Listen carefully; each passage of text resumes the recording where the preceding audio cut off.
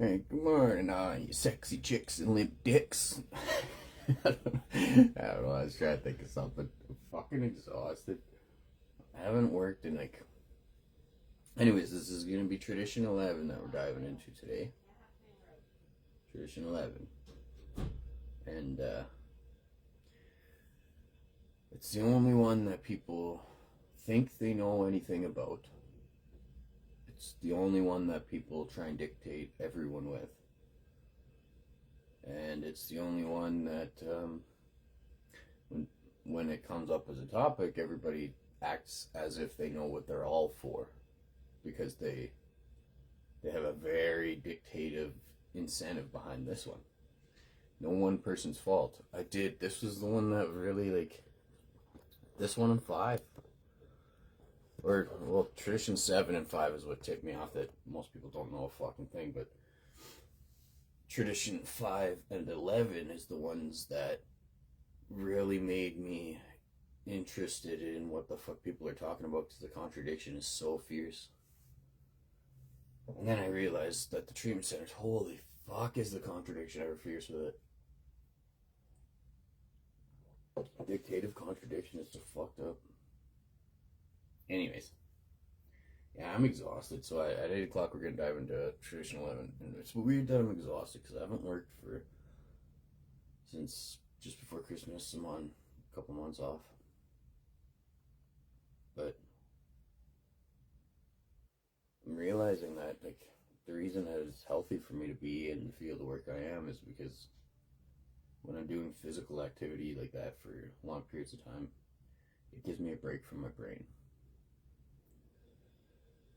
In that field of work, I take a break from my brain.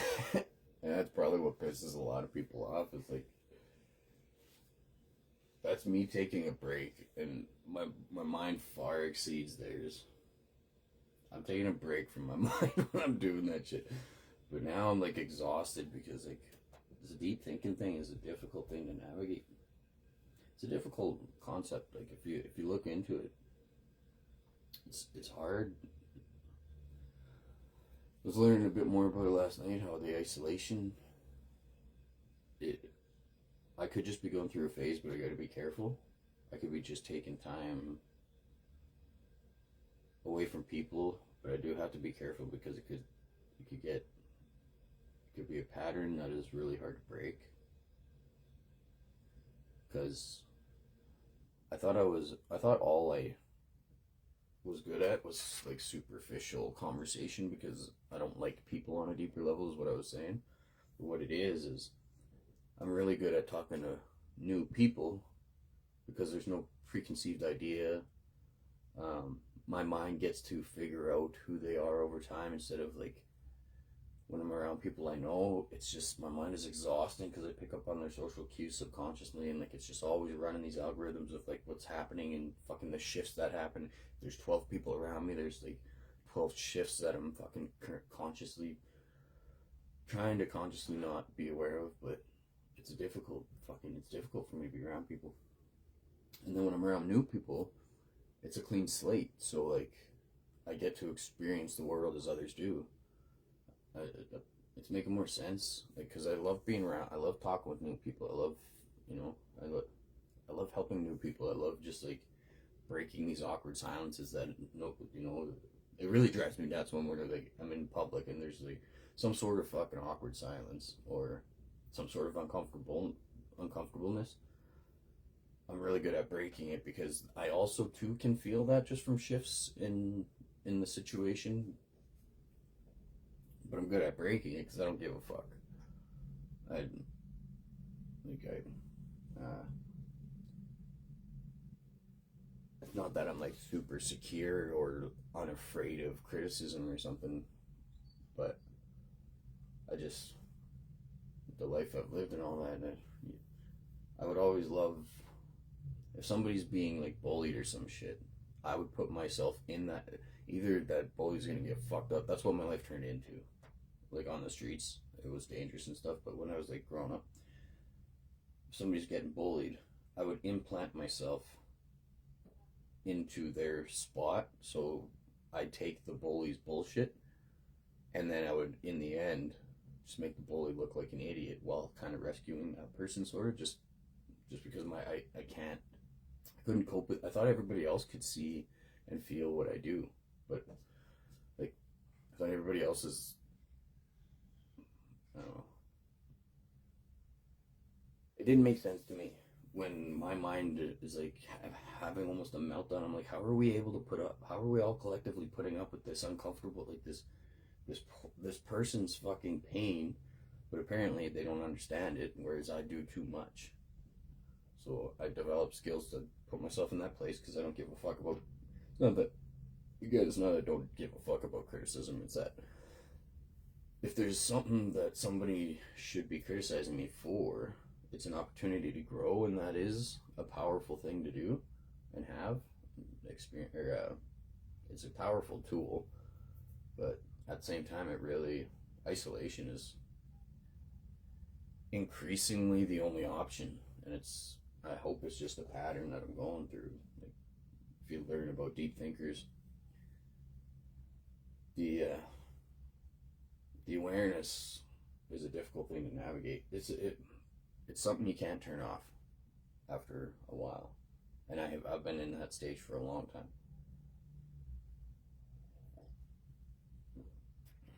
Something I can't turn off. It gets increasingly difficult to be around the general public. Connecting with other deep thinkers is apparently what are the outlet that we need. It's difficult. It's hard to find them, I guess. I don't know. I do know a couple though, because when we chat, we experience the world quite similar, as opposed to the rest. But like the understanding that that's not how other people think is pretty important. I wish I knew that for a long time. I drank to bring my mind down to other levels. I smoked weed to bring my mind down to other people's levels so I could fit. At a really young age, I smoked weed, and then fucking I drank at a really young age, like extreme amounts. And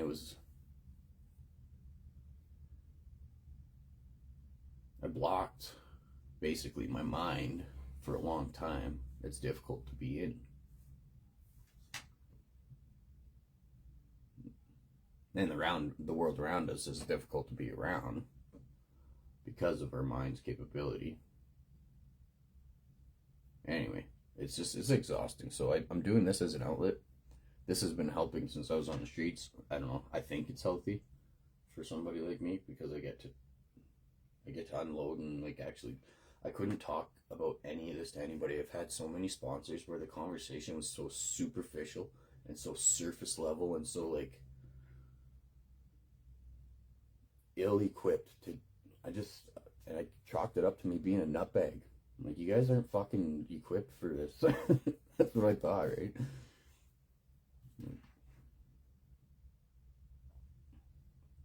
The only way I can not try and sound egotistical with it is like I'm too crazy for most. So I don't know. Anyway, Tradition 11. I've understood way more about, I guess, all. It's not even that I understood. I just understood the contradiction that you guys shouldn't understand, or shouldn't act as if it's the truth. It's just constant contradictions in one mind. It's difficult for me to fucking cope with. What was I doing? So when I'm gonna get started at 8 o'clock soon here. And when I do, I'm going to add it's not just, so there's going to be 3 things. I'm going to read Tradition 11 out of this, after reading it out of this, the long form, giving an explanation. This will be the last, and then asking Grok its interpretation, pulling strictly from AA.org and reputable sources. But I'm adding in a little anecdote to this one because I have physical proof of, like, a physical demonstration of what Tradition 11 actually means.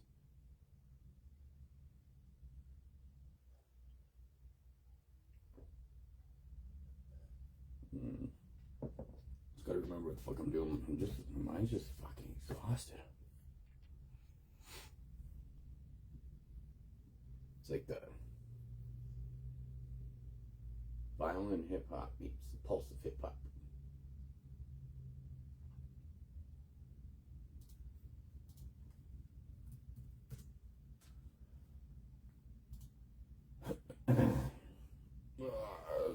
Yeah. And then I just try and take a break from my mind and stuff like that, so I learn about the universe and shit. I didn't realize that was an outlet to. It's not. I always thought like all these things were just distractions, but really, it's like my mind just wants. It doesn't shut off, and things around me get less and less relevant, or less and less. They get less and less. Not exciting. What the fuck's the word? It's not exciting or relevant. It's just I give a shit less about things over time, I think.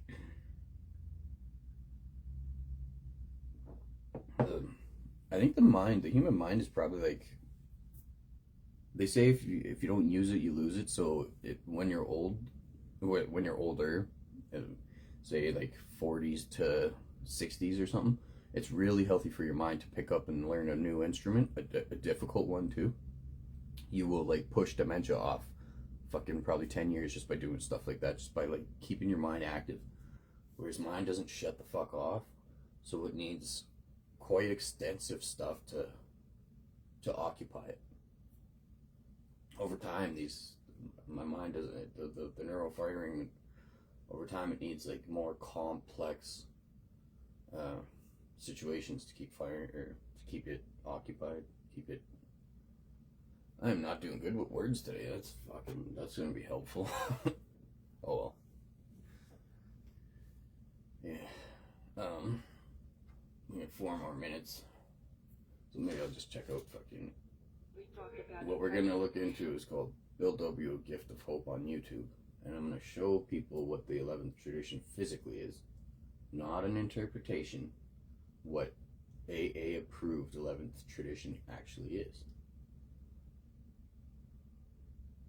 And I'll get into the association. I'm going to explain. I have to do it this way. I have to trash treatment centers on every fucking tradition that we go through, because it is literally not only the fact that they are contradicting all of them, they're breaking all of them, they're contradicting their own bullshit while they're breaking them. And the 11th tradition is a sure as shit thing. I'm going to show you a couple things. Maybe I'll look that up too. I'm going to show you a fucking couple things on what the traditions are doing, or what the treatment centers are manipulating people into in Calgary, and how they are breaking their own bullshit constantly.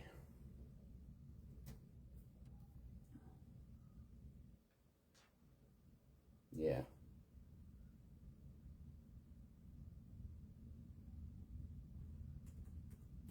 So, I got that prepared. We're almost ready to go. Just fucking 2 minutes too. I should stay punctual with it though, just in case. Well, not just in case. I'm not doing punctual. I'm fucking preloading it. Fuck sakes. I should just fucking start.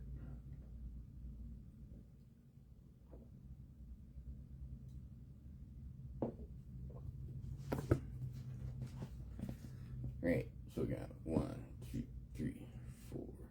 So this is going to be a 5-fold thing today. And this one, like, I fucking hated the rooms because of this shit. The Tradition 11 from the start. Because everybody has such strong opinions on what Tradition 11 is, and no one gives a fuck about any of the rest of them. Turns out, like, that's up in Grand Prairie. No one has a clue about any of the other traditions. They all have the same manipulated idea that happens down here without the infrastructure. So my mind is like, what the fuck are you guys talking about? Here, I'm glad that I didn't get recovery in Calgary, because here maybe I would have fell into that toxic bullshit myself. But in Grand Prairie, It's not I wouldn't have fell into it. It's so contradictive that I wouldn't, no way. But because of the contrast of Grand Prairie to Calgary, I actually had a way to conclude what the fuck was going on and why. Absolutely. The one thing that people try to force their opinions on each other with was Tradition 11. And they don't give a fuck about the rest of them. No one has a clue what the rest of them are for. And then you get to Calgary, and apparently everybody has an idea on what they're all for. So when I first come down to Calgary, it was like, well, it was a little while since I was here. When somebody would talk about the traditions, I'm like, finally, somebody's fucking, they're speaking up about it. Like, somebody has an idea. And I would go and I would pull them aside after the meeting, and I would want to talk to them and be excited about their take on what they, like, and then every time I talked to them, they were trying to convince me of a personal ideology that never, even if I asked them the next day, wouldn't even fit what they said the day before. It wouldn't be consistent to the fucking thing they said the day before, because these personal toxic ideologies, they're fleeting. So with the steps, they're suggestive only, and you don't have an actual physical, literal structure really to it. Otherwise, they wouldn't work. So they can evolve and change depending on the sponsee you're taking through the steps. Whereas so you have like an idea on what it's meant for, and it can also fit everyone that it needs to. So it's not like a very specific structure. Each sponsor is going to do it different because they're vastly different than every other human, and each sponsee is going to be taken through it a little different on everyone's journey. You're going to get like a structure from your sponsor who has developed the structure that will evolve over time and change drastically from their first sponsee to the one they have currently. It's not even going to be remotely similar. Well, it's going to be similar because that's the human, but it's going to be vastly different than what it used to be. It's going to have that same similar structure, but it's evolved over time. And it's not going to be fucking anything like somebody else, because once you have this you have the steps. Two people have the steps, and then they develop over time better ways, depending on their understanding and stuff, on taking people through the steps. So they're going to actually even grow further and further away from each other on how they take people through the steps, because they develop and evolve their structure. So now you got two sponsors, and they're like even further away, and each sponsee, they're gonna learn from each sponsee, and it'll even bring them further away. But it's gonna develop and evolve, and hopefully for the better, not always. And then when people would try and tell me about the traditions, their idea of them, because they've been manipulated into thinking it's toxic personal ideology, much like the steps, that there's no actual structure to it, or there's no actual definitive structure to it. They have no idea what the fuck they're talking about in the moment. It's fleeting depending on their emotional stance, depending on like what happened in that meeting. So like I can ask them what they thought of what they think this tradition means, and then the very next day they'll give me a different fucking answer. Because much like the steps, it's not even much like the steps though. It's actually, I think it's even more fleeting of a structure, because it's just dependent on their emotion. It sounds like dependent on like how they're trying to manipulate me into thinking what it means, and then it vastly different the following day if I ask them.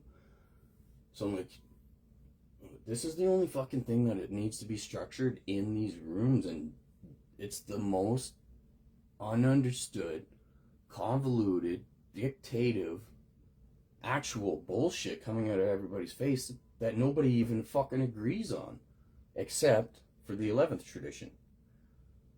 And which brings me to why you guys need to know what the fuck it's actually for. All of them, anyways. And the 12th, we're going to do the 12th tomorrow at 8 a.m. And then I'm going to move on to the world concepts. And I'm going to start, I don't know a fucking thing about the world concepts, so we will learn that together. I need to go find a pamphlet for the concepts. I think I have one. The pamphlets are actually pretty powerful. You do need quite a bit of other understanding, because the pamphlets, like, it's not a whole lot of information. But the thing is like, all the information's on AA.org, and then there's a couple other sites that are reparable. You have to be careful because there is a site, there's something amethyst, something fucking bullshit, that if you're looking up the traditions, there are stuff on the internet that people are trying to flood the technical logic with selfish, toxic ideology. But here's a very good thing to understand about the traditions: they are non-negotiable. That means, to the letter, for every 12-step program, this is the only way to know what they're for. Page 563, the long form. The long form on page 563 doesn't necessarily tell you right off the hop a very concrete understanding of what they're for. But what it will tell you is everything you've been told is complete fucking bullshit. Because there's no two definitions for the traditions. Therefore, it's the structure of your home group, and without them, everything falls. Without them, everything crumbles. It's like a society without laws. Same fucking structure. Society without laws, we would be in a dystopia. Well, 12-step programs are all but dead. They appear as if they're not dead in Calgary, but they're fucking dead. Like, everybody's making money on it. It doesn't matter. I can go to any meeting in the city, I'm realizing, and there may not be a lot of numbers in them because there's not fucking treatment center clients and 30 fucking people from the centers manipulating them in the meeting. So the ones without numbers still have a majority of people paid to be in them. It's fucked up. And that means if they're paid to be there, their agenda is ass backwards. Their agenda is to try and manipulate people into the structure for one of two reasons. They don't want people to know the truth because they are consciously going against it and getting paid to do so. So they're manipulating the masses into their toxic, selfish bullshit for their financial agenda. Or two, they've been manipulated for so long in their cognitive dissonance, the moment that they hear any sort of fucking actual truth, they disregard it because it doesn't align with their toxic, selfish bullshit that they don't even know. That, like, people hate me because I'm bringing awareness to this.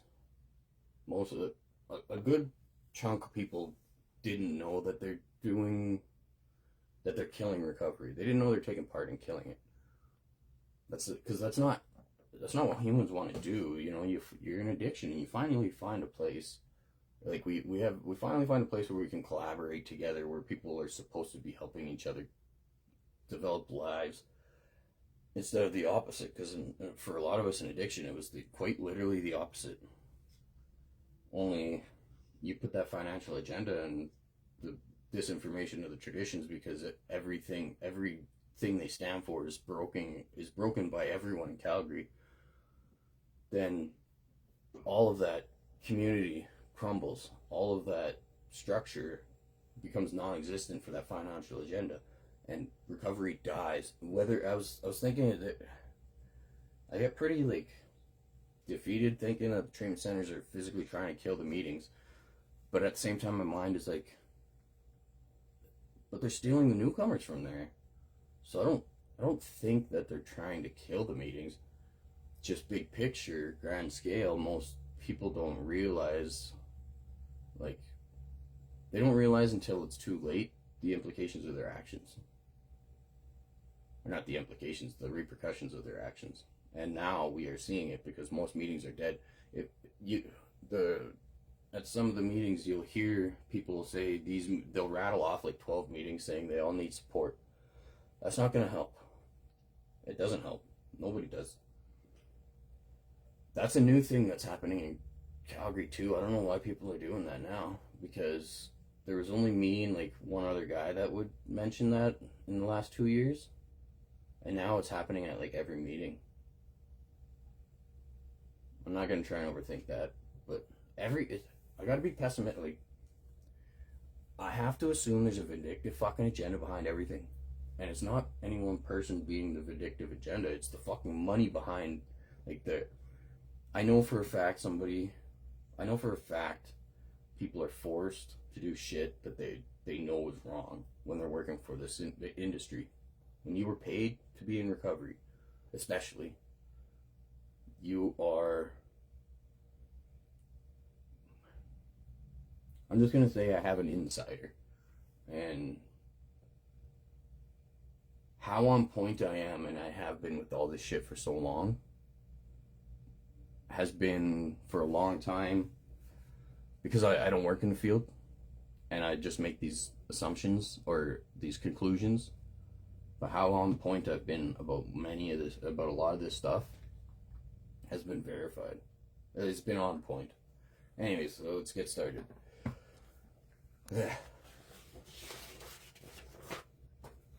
Tradition 11, long form, page 565. It's in every big book, 4th edition, 565. The actual long form. 12 and 12 is not a long form. 12 and 12 is a fucking easy way for them to manipulate people into something else. And then there's also an NA book that is apparently like a questionnaire fucking thing that we do have it at my home group, and they were reading out of it, I guess. I would have lost my fucking mind if they pull that shit out. I'm gonna tell them to go fuck themselves and I'm leaving. But it's a questionnaire to turn the traditions into like this toxic personal ideology. And sure, it's approved literature, but Grok even says, like, because I can get Grok to pull it up right now, and it says it makes clear descriptions that this is not, it's not to be taken selfish, and like it's clear descriptions that the traditions are important. You need to, maybe I'll ask Grok later, but anyways, tradition 11, our relations with the general public should be characterized by personal anonymity.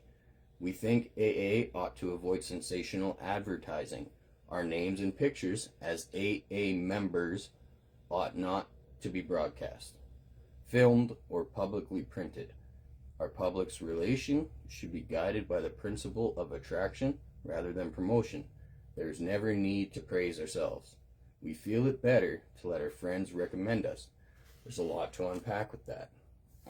This one I'm going to have to break down probably and show some shit online here. So our relations with the general public, not dictating your personal fucking life. Our relation, remember, these traditions are talking to the home group only the home group, especially this one, especially the 11th, when everybody, it's the one that treatment centers don't even turn it into some sort of toxic spiritual growth. They use it as fucking dictation, so you're not allowed to advertise, although you're gonna see what I'm gonna fucking show you soon here. Alright, so yeah, our relations with the general public, talking to your home group, as opposed to other home groups. Your home group, relations with should be characterized by personal anonymity, meaning no one person calls themselves AA, no one person represents AA, but AA is not a secret. It says characterized by personal anonymity, and I'm going to show you what this means here. So, characterized by personal anonymity. What they're getting at with that is, where the fuck's my volume? I'll dick around. I got my volume cranked way up, so. Alright, I'm gonna pop you guys off here. We're gonna check this out. Bill Wilson was first and foremost an alcoholic in recovery. He was a stinking, rotten drunk. 2012. By some divine grace was granted sobriety. Bill W., A Gift of Hope. Actual Bill footage. Actual Bill voice recording. Actual Bill fucking structure. The actual like this one explains. Treatment centers also Bill W., A Gift of Hope. It's got like DVD rip on it on YouTube. All this shit down here. This movie explains to you everything I've been talking about, but without a lot of context. You probably won't really get it put together. So if you still don't believe anything that I'm saying about this, watch this movie. Now, what I'm about to show you is the personal anonymity as it relates to you do not represent AA to the general public. You don't say I am AA. You don't say this is what we do in AA. You don't say AA will take part in this. You don't make decisions on AA's behalf to the general public without AA's permission, without, like, I think it's at World Service, the 12 Concepts is probably where we get into that, where these people have a structure where they are allowed to represent AA to the general public. But when they do,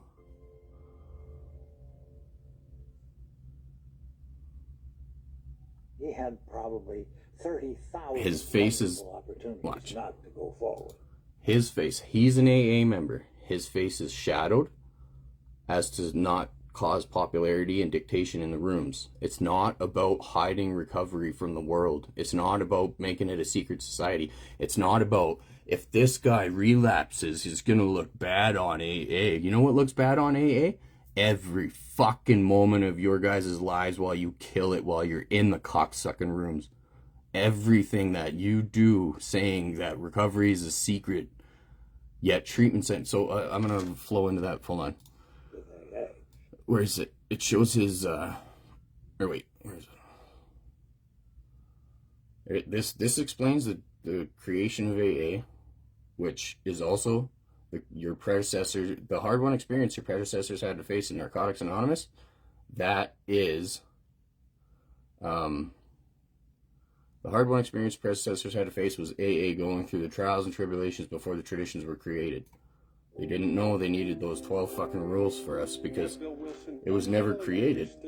So this guy is a he's not a scientist, he's a therapist or some shit. Like, I can't remember. It'll tell you in the movie, but he's not AA, so his face and his name isn't hidden.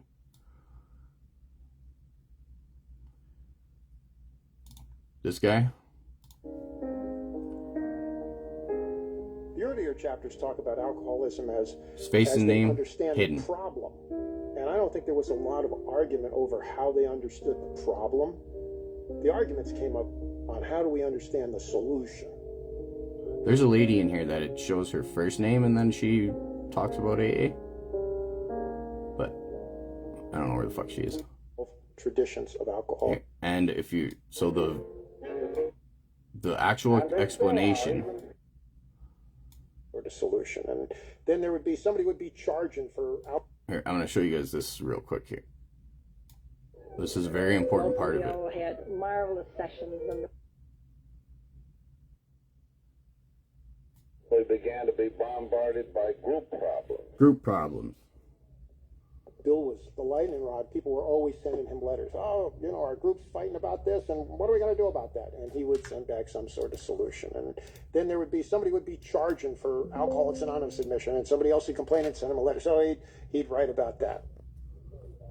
We had an AA group in Richmond, Virginia, that drinks beer at their meeting. We have women coming into the fellowship. Dr. Bob thought that if there were women around, the men wouldn't get sober. And one of Dr. Bob's famous sayings was, under every skirt there's a slip. Yeah, that's where I got that we from. We have the first attempts to racially integrate groups. Bill had gone out to the Rockland He's an State AA Hospital member. And met a couple of black MLB alcoholics there. And he invited them to come to the meeting in New York when they got out of the hospital. Well, when they showed up, members objected. So they took a vote on whether these two members could belong to the group. Now, these were AA members, people who have the 12 steps and the spiritual program and everything else, and they voted to exclude these two black men that Bill had invited to the meeting. Well, instead of having a knockdown, drag-out fight about it, Bill asked them to take another vote. And this vote was whether black people should have the program, whether they were entitled to have the AA program. And so they did vote and agreed that they should have the program. Well, then Bill got them to let the two men come to the meeting as observers. And Bill began to think about what are we going to do, because he had, if you will, if I may put it this way, he had solved the problem of the individual drunk getting sober. Now, how do these individual drunks hang together long enough to stay sober? And that's where the traditions come in. People will even manipulate that. AA as a movement would cease to exist if there weren't some set of practices to guide it. AA as a movement would cease to exist if there was not some set of practices to guide it. People will even manipulate that when they want to try and sound like they know what they're talking about. And this is all treatment center narrative. It's no one person's fault. But they'll even, I've heard from like hundreds of people, or I shouldn't say hundreds, but it's fucking plus 50, like at least more than 50 say the same stupid sayings like, the steps are fucking to ensure your personal recovery, or the steps are to save your life, and the traditions are so we don't kill each other. I don't know. All these fucking stupid innuendos and whatever you call them, that they were probably short form metaphors that were like worded different that actually made sense at one point, and now it's just treatment center narrative. Everything in treatment centers, you'll get showed a fucking movie that was Hollywood created, and I can't believe that we even allowed that to fucking happen. But it did spread awareness for AA, I guess. But treatment centers got a hold of that. Probably, I'm assuming, now don't quote me on this, but I'm assuming because this movie actually shows you the true development of AA, again, as well as NA. If you don't believe me, read at the bottom of every fucking meeting poster, adopted 12 traditions and 12 steps in your Narcotics Anonymous meeting, adopted with the permission of AA World Service. Now, this movie, a lot of people probably were watching realizing the treatment centers aren't allowed to be fucking doing what they're doing. So when they started showing that other movie, people probably mixed these two up. They're like, oh no, I've seen that movie. If somebody was trying to show you this one or tell you about this one, they'd be like, no, treatment center showed me that. It's like, no, they didn't. Or you'd be like, you guys need to shut down because that movie just described how everything you do goes against the program you claim to fucking be a part of. But he also knew how loud the objections would be to the thought of any kind of structure. So he made great use of AA's national newsletter, The Grapevine, to explain the concepts behind the 12 traditions. No, it wasn't all going forward with great guns. There was a lot of dissension, a lot of second thoughts, a lot of disagreement and anger, and Bill was not one to give in. As I say, he could do a little arm twisting when it was necessary. Bill knew he needed to have the fellowship's approval to move forward with the 12 traditions, and with Bob's blessing, he set out on a cross-country trip to get it. I'm showing you this on this one because this is the only one that people think they know. Alcoholics are really very explosive material, and they still are, even sober. So the problem of the future for us is this.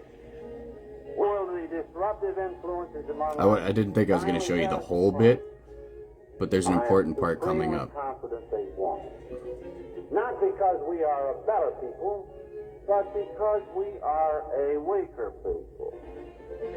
Bill W's actual voice, not the Hollywood and actors. out of that group conscience, I believe will evolve the traditional principles.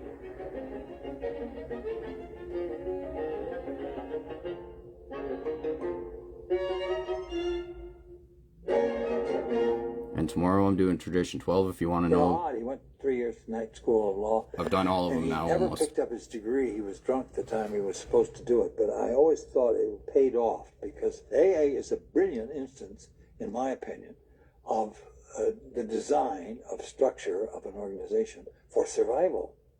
A genius. A genius is not a word I use lightly. I think the man is a genius for what he did with the 12 traditions of Alcoholics Anonymous. We just would not be here without the 12 traditions. We would not be here. And until I found this fucking movie, I didn't think that anybody had any sort of idea on the importance of these. And then I seen this movie and I'm like, well, this just has to be localized to fucking Canada then. But, because I don't know the structure in America and shit, I couldn't tell you.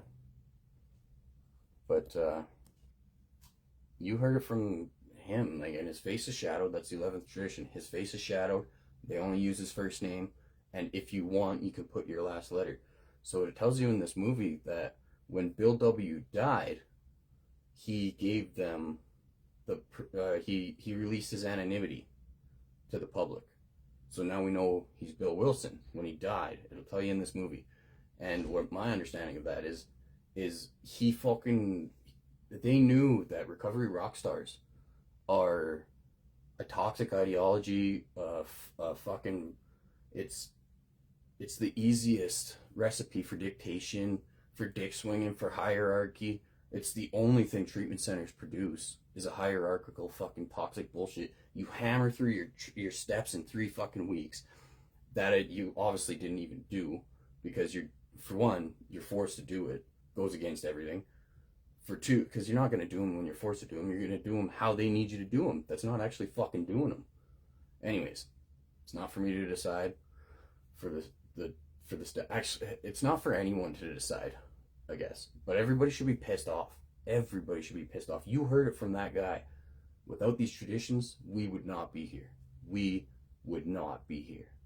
And if the traditions are about toxic, selfish ideology that is designed to divide, how the fuck do those two concepts coincide? They don't. I've known that from day one. They're not day one, but I've known that from as soon as I started hearing contradictions come out of faces. I needed to figure out where the fuck is it coming from and why. And I did understand that most people just don't know what the fuck they're talking about, but holy shit, do they ever try and impose that they do. Especially with Tradition 11. So let's get finishing up so that is the explanation on Tradition 11, basically in a nutshell. As it relates to the general public, as to deny recovery rock stars. So there's no super fucking, like, you don't walk into a room and everyone knows your name and your face. Yeah, much like Bill W., he fucking hated that. Like, he couldn't have a meeting. He said, it says in this that he was living 2 personalities. 1, the recovery rock star, which he fucking hated, and 2, a struggling alcoholic who didn't have any rooms to go to because of this fucking mentality. So the importance of it, he understood through personal experience. Again, the hard-won experience your predecessors had to face in NA, the 11th tradition. Bill W. lived the life he's trying to hide, but he's trying to help the rest not have to fucking go through. Not only was it hard for him, it's that he understands that if there's more people trying to pursue that, their only agenda is to pursue the popularity to control others. Hence, why recovery is dead today. And it's non-existent. 12-step programs are non-existent in Calgary because of the treatment-centered narrative causing this hierarchical bullshit. The moment that somebody, like, they use the timeline. So I know this for a fact from the treatment centers I was in. Now, the one that I got kicked out of that they used the NA steps in Drumheller, I got kicked out of that fast. I fucking hated the structure. I told them, I explained everything, even like behind the closed doors to the guy. I'm like, you guys can't be doing this. Like, I get it. I don't want to get kicked out. It's like, I'm trying to maintain. It was like just me and the one guy who apparently had 4 years clean and sober and all this, but he just got hammered through a set of steps in a treatment center, and then fucking on the way, now he's getting paid to be in recovery. So I didn't know all that, but I was like, you guys can't be fucking doing this. Like, and I was saying it under my breath, like no one was able to hear, just me and him in his office, and explaining to him. And then that moment on, I was on the chopping block. They were trying to find any fucking way to get rid of me. But anyways, I thought it was because I fixed a dryer. It didn't help that I fixed this dryer issue they've had for like 3 fucking years in there, and I fixed it in like 20 minutes. And then like 12 guys in the house currently were all trying to work on it and shit, and they just kept making it worse apparently. It was a very easy concept to fix. It's not like I did anything special. But then the guys hated me, and then he hated it. There's a few factors. Anyways, what I'm getting at is I don't know. I lost my train of thought. Okay, so we'll get back to this. Right. Our relations with the general public should be characterized by personal anonymity. That's what I was showing you right there. Face shadowed, and they don't.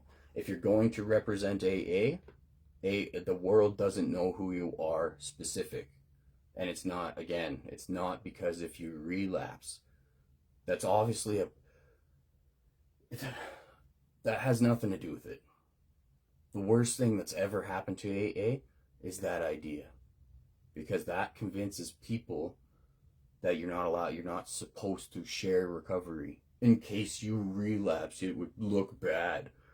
That one really, I've known that so fucking toxic for a long time, because I'm like, okay, so you're convincing hundreds in this one city, you've probably convinced hundreds of people not to share recovery, not to grow it, not to spread it, not to multiply, not to share it, not to fucking bring hope, not to practice and develop bigger and better ways of how do we help more, because the concept that you think the public may get a bad idea of AA if this person, who probably will not ever be in the public eye, relapses or possibly doesn't.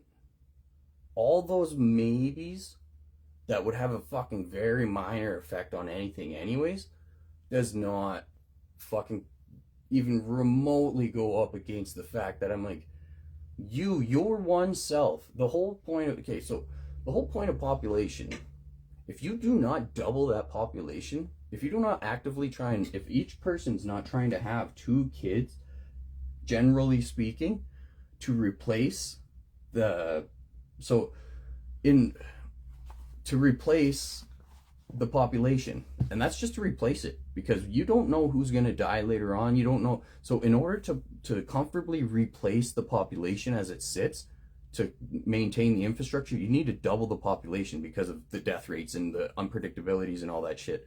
And if you're not doubling that population, you are risking your society of going into complete collapse. Now, in the olden days, so like if you look back to where they would need like five kids per person, because 3 of them were most likely to die. So you would need 5 people per person because 3 were most likely to die. Now you take the statistics of recovery, that these treatment centers and everybody try and drive down your fucking throat, saying that only 2% of people actually stick around in these rooms, but keep it a fucking secret. We're not allowed to multiply the numbers. Recovery is a fucking secret. People gotta want it. They gotta want it. If you think first principles thinking on population and a structure of a societal structure and population, and you're telling people you're not allowed to grow numbers, that's the only way that we can actually actively fucking participate in growing the population. And you're telling people they're not allowed because, and then also in the same fucking brain, you say only 2% of people stick around. That would mean recovery would have died with the first fucking generation, you retards. We do have to fucking populate. Otherwise, none of it would be there. And how do we do that structurally sound? The 12 fucking traditions. That guy said it himself. Without these traditions, we would not be here. We would not be here. Now, I come to Calgary and I'm wondering, where the fuck is all the population? I can go to Barhead right now, and the AA there on any given day has 9 to like 13 people. I go to any meeting in Calgary and the numbers are less than that. The only ones that appear as if there's numbers in Calgary is actually the majority are paid to be in that room, and the ones that aren't paid to be there are paying to be there. It doesn't seem like you are, but you're paying to be in that. Well, we are paying. The taxes are paying for that person to be in that meeting, and the taxes are paying for that person to be paid to be in that meeting. So our taxes are paying the people that are forcing people to keep recovery a secret because of their financial agenda, while they make money in that meeting, destroying everything, absolutely ass raping every single tradition in ways I never thought possible. And then the clients, they are getting, our taxes are funding Recovery Alberta for these clients, for the beds, for everything that goes into it. And this one I figured out like 2 days ago, where I kind of connected the dots. They also have to get on social assistance. So now our taxes are paying for the people who babysit them. They're paying for the people getting babysat, and paying for the schooling that these people getting babysat will get manipulated into thinking to do this repetitive behavior, plus the social assistance. We are paying fucking like just in that one concept, and I can figure out probably 5 more easy if I were to think about it, but just in that one concept, that's 3 levels of taxes that we are paying for these people to be in a repetitive, non-productive cycle. And if all you're doing is creating babysitters to fucking babysit the addicts, and denying the one thing that worked is one addict helping another with no dues or fees, the one thing that actually proved to spread worldwide, because nothing in our country could ever spread worldwide. It's our country, you fucking idiots. AA spread worldwide that you're destroying. You can't take AA into your fucking structure. You destroy it worldwide. If you're not helping it grow worldwide, you're helping it die worldwide. So the numbers in Calgary are fucking proof itself that it is dying because of this. And all we're doing is causing people to not become productive members of society. They're actually doubling down on, when people are homeless, they are worth a lot of fucking money to stay in that homeless cycle to those organizations around them, pretending to fucking help the situation. They're worth a lot of money. They need to keep them there. So when they get into treatment, these homeless organizations is just one fucking tier of all this. It's all collaborative. When they get into treatment, then they become probably a bigger stain on the dollar than the homeless. I don't know. I haven't looked into it. The homeless are worth a disgusting amount of money. So when they get into treatment, they are not becoming a productive member of society. Very few get actually, like in Calgary, the statistics are 98% of people working in treatment centers are addicts who went through their program. They're all like alumni. That hierarchical bullshit. The exact opposite. You could get no literal fucking opposite more than that to what recovery is supposed to be, to what 12-step program recovery is supposed to be. So the people that go from the streets into the treatment center complex, and then they get hired to babysit the people, they all stay in the same fucking unproductive, money hemorrhaging cycle. It's all one fucking giant chunk of waste of the Canadian fucking economy. And you're causing these people to actually become narcissists. You're spreading narcissism as the fucking structure, while the tax dollars get fucking insanely higher that we got to pay into that. And the world we're going into, we do not have that sort of resource. If we didn't have, the world we're going into is fucked up. There's going to be a complete collapse, I hope, and everything's going to get torn down. We're going to have to rebuild. That is actually hopeful to me, because if this recovery structure sustains through this fucking financial unpredictability that we're going into, if recovery structure sustains, it's only going to get so much fucking worse. It's going to get amplified. When everybody's losing their purpose, two things will happen. Because AI is going to absolutely convolute and destroy. AI is going to take over most industries. One person's going to be able to do the job of 1,000. And like the shit that I can do because I utilize these technologies is insane for one person to be able to do, all the while still being good at all these other areas. Like, I taught myself everything that I do on these. Well, I taught myself with the help of large language models. Anyways, the world we're going into. Hi, Christina. Love ya. Miss you too. The world we're going into, though, is gonna make most people's lives lose all purpose. And what will fill that void, just like fucking we can prove anybody is susceptible to, what will fill that void is not everybody, because not everybody is gonna be an addict. But there's going to be a large chunk of people who never thought that they would. They're going to become an addict with that loss of purpose. And how do I know that? People that didn't know they were an addict until they were 30, 40, 50, 60, happens all the fucking time in recovery. They can go through their entire life, and then something happens, boom, now they need recovery after they destroy their life for a while. So, when loss of purpose happens at mass scale, addiction is going to go insane. These treatment centers profit off of fucking pain. These homeless industrial complexes profit off pain. Everybody employed for them are dependent on pain. They're not necessarily profiting in a large scale or anything. Not a lot of them. There are people, though, that I know personally. I don't know who, and I don't want to figure it out because I want to break their fucking legs. But people do profit off pain. People... they're dependent on others' pain. If you're working in these industries, you're dependent on pain. So when the addiction spike happens, that is good for this industry.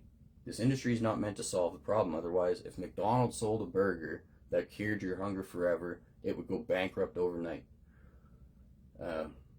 So in this world we're going into, I really hope when there's a societal collapse, because that's inevitable, and we have to rethink everything. We have to like repurpose everybody. I really hope that the recovery complex, especially Recovery Alberta, goes to shit and absolutely hemorrhages, just collapses inside of itself, and everybody will realize just how useless to society that all these people in this complex are.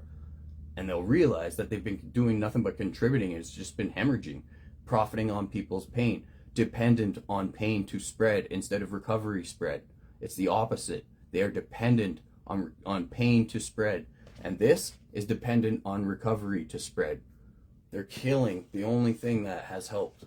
They're killing the only thing that has proven to withstand the societal pressure. Like, if you watch all my other videos about the 12 traditions that we've been doing, it's explained how, I think it was on the last one or the one before, how like the two groups before it that AA sort of modeled after, like they used kind of like concepts from them. They had nothing to do with AA though. It's the Oxford group and the other one I can't remember. I really don't care about them, so my mind has a hard time giving a fuck to remember. But societal pressure killed one, and then religious dictation killed the other. That's why AA knows it's got to stay out of everything. It's got to stay out of everything. We do not allow. So Tradition 10 says that nothing is allowed to come into our shit. The one yesterday, nothing. So yeah, maybe the one yesterday was the one relevant. We have boundaries that people aren't allowed to cross. Or we have boundaries that we don't cross into other shit. We stay out of other politics. We stay out of other this. We don't involve AA's name to try and like help. When people are protesting and all that, AA stays the fuck out of it. It stays only on point with its only agenda, and that is one alcoholic helping another to achieve sobriety. That is his only fucking agenda. Not suck God's cock for the rest of your life. That is not what it's for. If you want to take this book and you want to go suck God's cock all over the world, go rescue some people and be fucking useless. Stay the fuck out of the rooms. What it's for is us to help recovery grow. Us to have a structure where we can, one alcoholic saving another alcoholic's life with no dues or fees, no government intervention, no other association, no affiliation of any fucking kind. And what happened is, our Tradition 10 says we also, if we're going to put up this barrier, that we are going to respect the boundaries and not allow anything to fuck with us, we also have a boundary on the other side that we don't go outside of our boundary and fuck with other things. AA does not go into treatment centers, but AA doesn't let treatment centers come into us. We work with them, and we get to cut them off anytime we fucking want. They are not affiliated. It's on our terms, so we can back off if we need. But you can't in Calgary. It's the only thing in Calgary is dictation by treatment center. It's 12-step program treatment center here. There's fucking apparently 50 treatment centers in Calgary. I don't know. I should look up the numbers anyway again, but it said there's like, since 2016, 50 treatment centers in Calgary or something have been 12-step. The majority are 12-step programs. There's one or two maybe that aren't abusing the 12 steps. And I know, verified by many people that have been given rides to a bunch of these treatment centers. They get in when they first get there. They have like they're all excited about it. They have, they're packing around their AA books. They get the 12 and 12 the first fucking day they're there. That's the most toxic fucking thing. I hate that book. I've never read it. I lose my mind when people have it in their fucking meetings. Just like, I try and sit through it, and I'm like, then my mind's just piecing together where the manipulation comes from, because it's not from that book itself, but it's easy for people to manipulate that book because it's not actual structure. The 12 traditions are actual non-negotiable structure. And then there's one in it, and there's a manipulative 12 traditions meeting or home group meeting or something, and they're doing one tradition every month. They're going to spend an entire month manipulating the traditions onto you in NA. I don't give a fuck about your guys' meeting. Honestly, your intention behind it is toxic, selfish, disgusting, narcissistic, and you're killing millions, you fucking losers. Yeah, I'm not hopeful. My mind is exhausted because I'm just fucking tired of humans, and like it's pretty bad. It's hard. It's fucking difficult. It's important to do what I do, and like, if I have a mental breakdown, snap one day or something, at least all of this isn't for nothing. Because I've been fucking not being able to deal with you guys' dipshit bullshit for a long time. Actually, thank you. Christina's been there for me, though. She's commenting right now. She was there on my 1-year birthday. And it was my 1-year birthday. And my brother killed himself 2 weeks before. The reason I went to that birthday, I was just not gonna. I was in a meeting when I got the call, And I left the meeting because I looked around and I was like, these guys aren't, there's nothing here for me. Like, I'm here for others. That's why I'm here.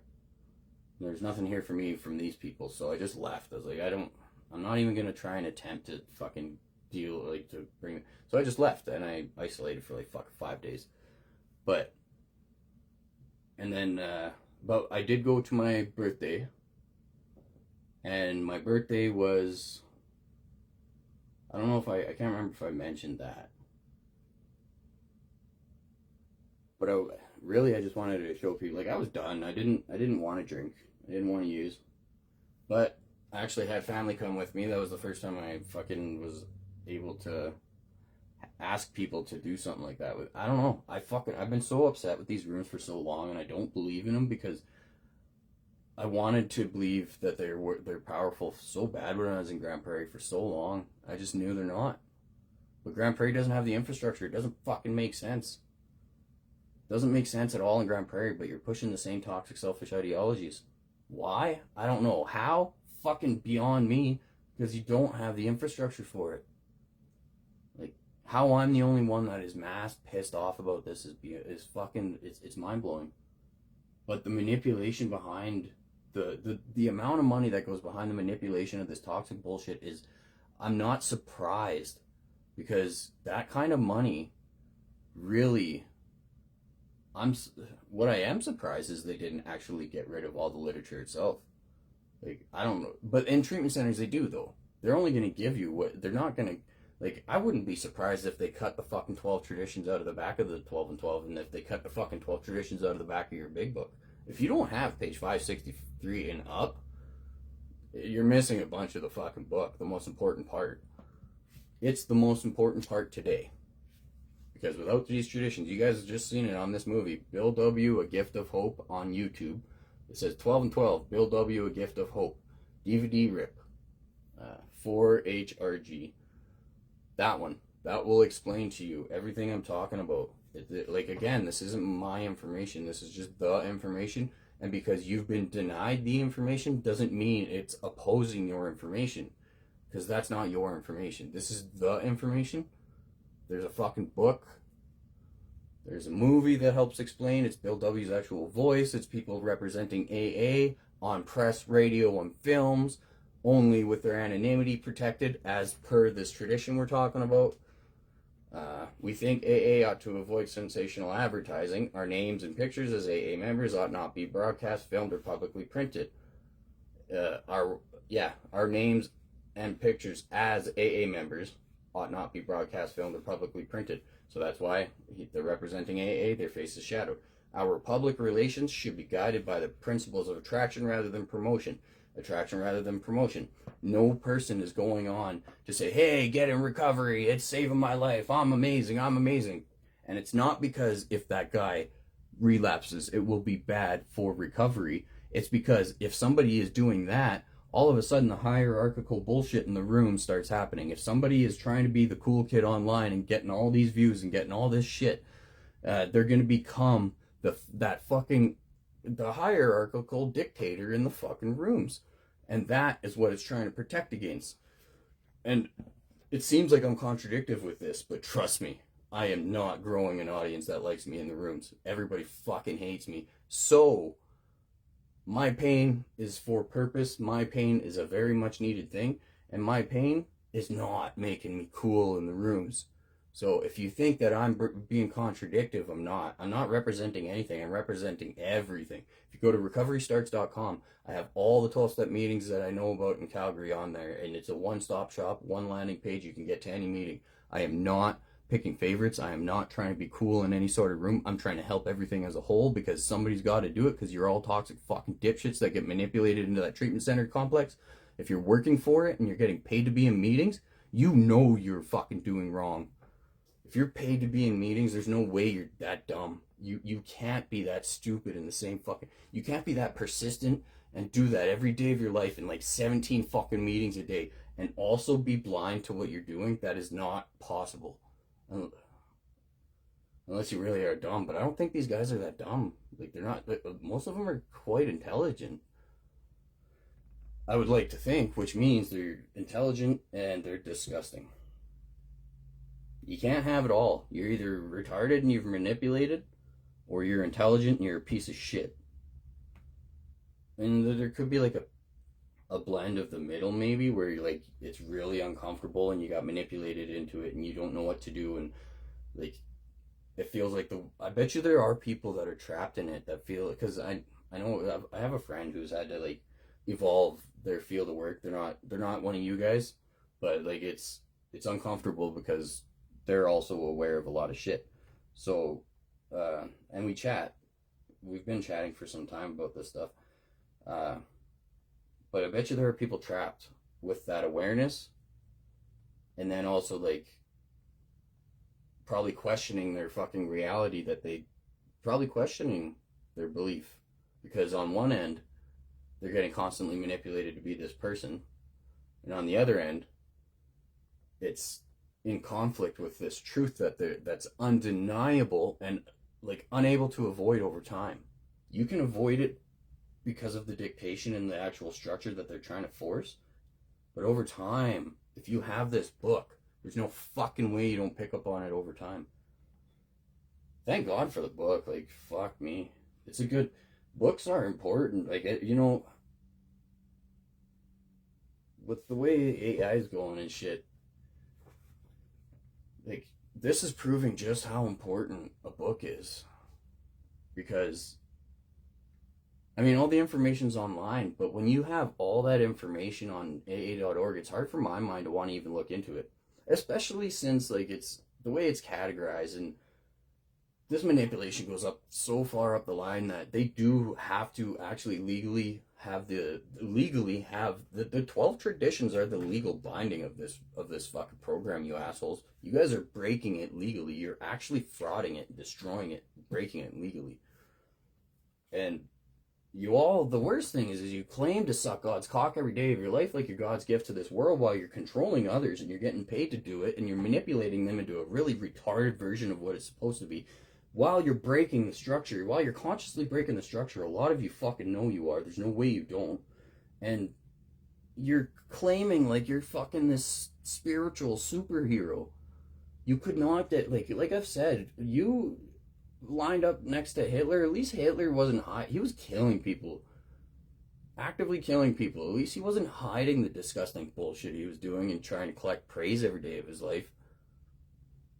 I know that's fucked up concept to put you side by side with, but you guys are killing millions. You can, or you have, you will, and you currently are, and that ripple effect is irreversible, but you can stop causing that ripple effect to amplify. You can stop it amplifying, but it's irreversible what you've caused with it. And to fucking claim spiritual praise every day of your life, or to force spiritual praise from people every day of your life, is disgusting. I don't give a fuck what you guys think about me trash. I don't care. I'm here to make you hate me, because if you believe in recovery, not because you're paid to, but if you actually believe in it, you are pissed off too right now. If you hate me, it's because you're in conflict with your own personal self. And that hate is important. If, like I've said a lot, I'm like, if the room doesn't like unanimously hate me when I walk into it, I'm not doing my fucking job. Because everything that comes out of every face, doesn't matter where I go, like my mind is exhausted again. And the exhaustion is just like, I can't turn this off, so everywhere I go, the only time that a meeting is awesome is with new people in Calgary. Because I'm the only one mad about this. I'm the only one sharing awareness about this. Am I the only one that knows about this? I don't believe that. Because it's all fucking right here.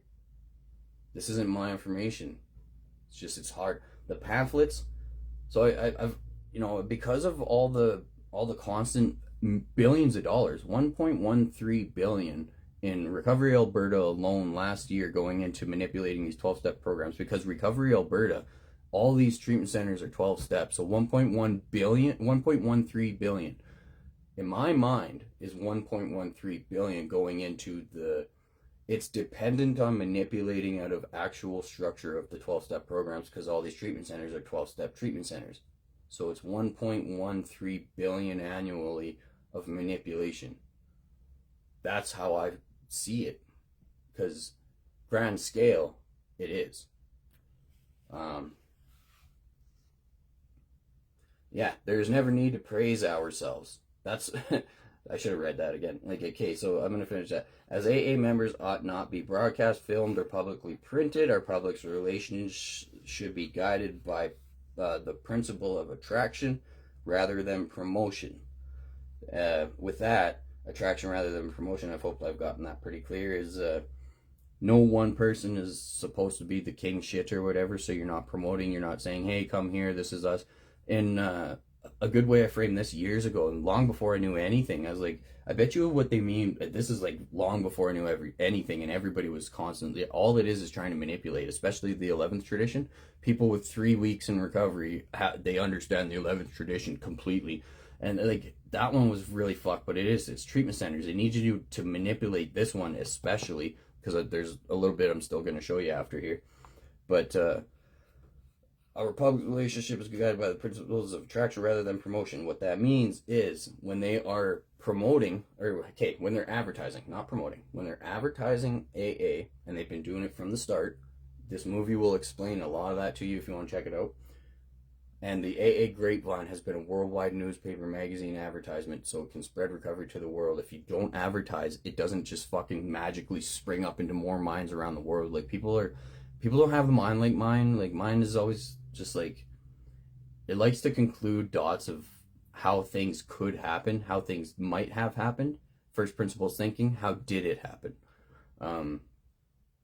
So the AA Grapevine is actually where these were first published, and it was a way for AA to communicate with the world, and then also with the groups of the world and stuff. Like, the AA Grapevine was a good way for, it's a newspaper article to communicate to the world that many countries would allow to be printed and published in their world, or in their country, because they seen the power happening in America. Now, if it was a secret, no country was able, if it was actually a secret society like you dipshits push, no other country would be allowed to know what we're doing.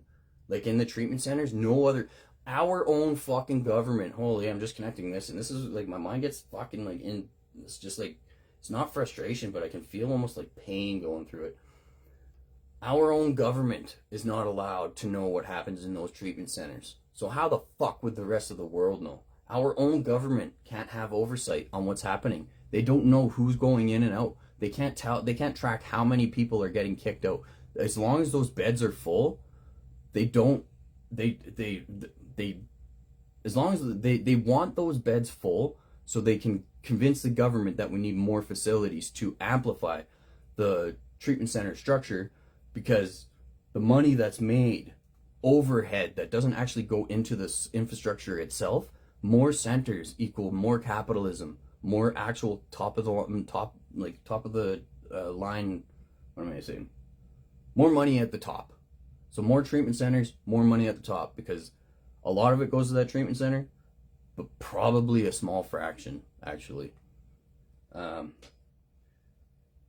So, fuck, now I lost train of thought again.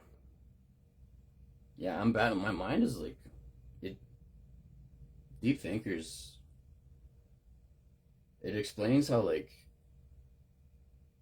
isolation and sort of depression or whatever, it's almost a need in a way, because it's like the one last thing that can help slow my brain down, and I drank for a long time to do it, so it's like, it's difficult. Anyways, yeah, our public relations should be guided by principles of attraction rather than promotion. Oh yeah, okay, so that's where I was going. If I got to finish that up. For a long time, I've known that we have advertised we've been advertising recovery, and the phone lines have been a thing in for AA from the start. The AA phone line, what that is, the attraction rather than promotion, instead of, and this is again talking to your home group, anybody's home group, you're not supposed to be promoting opposed to other home groups. Here's where that encapsulates that. The AA phone line when you get onto that phone line, if you want to, they put advertisements on TV after they probably had to fight like alcohol, like the alcohol business for that for some time. But they had advertisements in the newspaper. They had advertisements on TV. Call this AA phone line, and what that is not to promote any specific fucking home group, and it's not to promote any specific person. It's you call that phone line and you tell them where you are. That phone line, before the internet, before all this, before people had access to anything, like you can just go online and you can find a meeting near you now.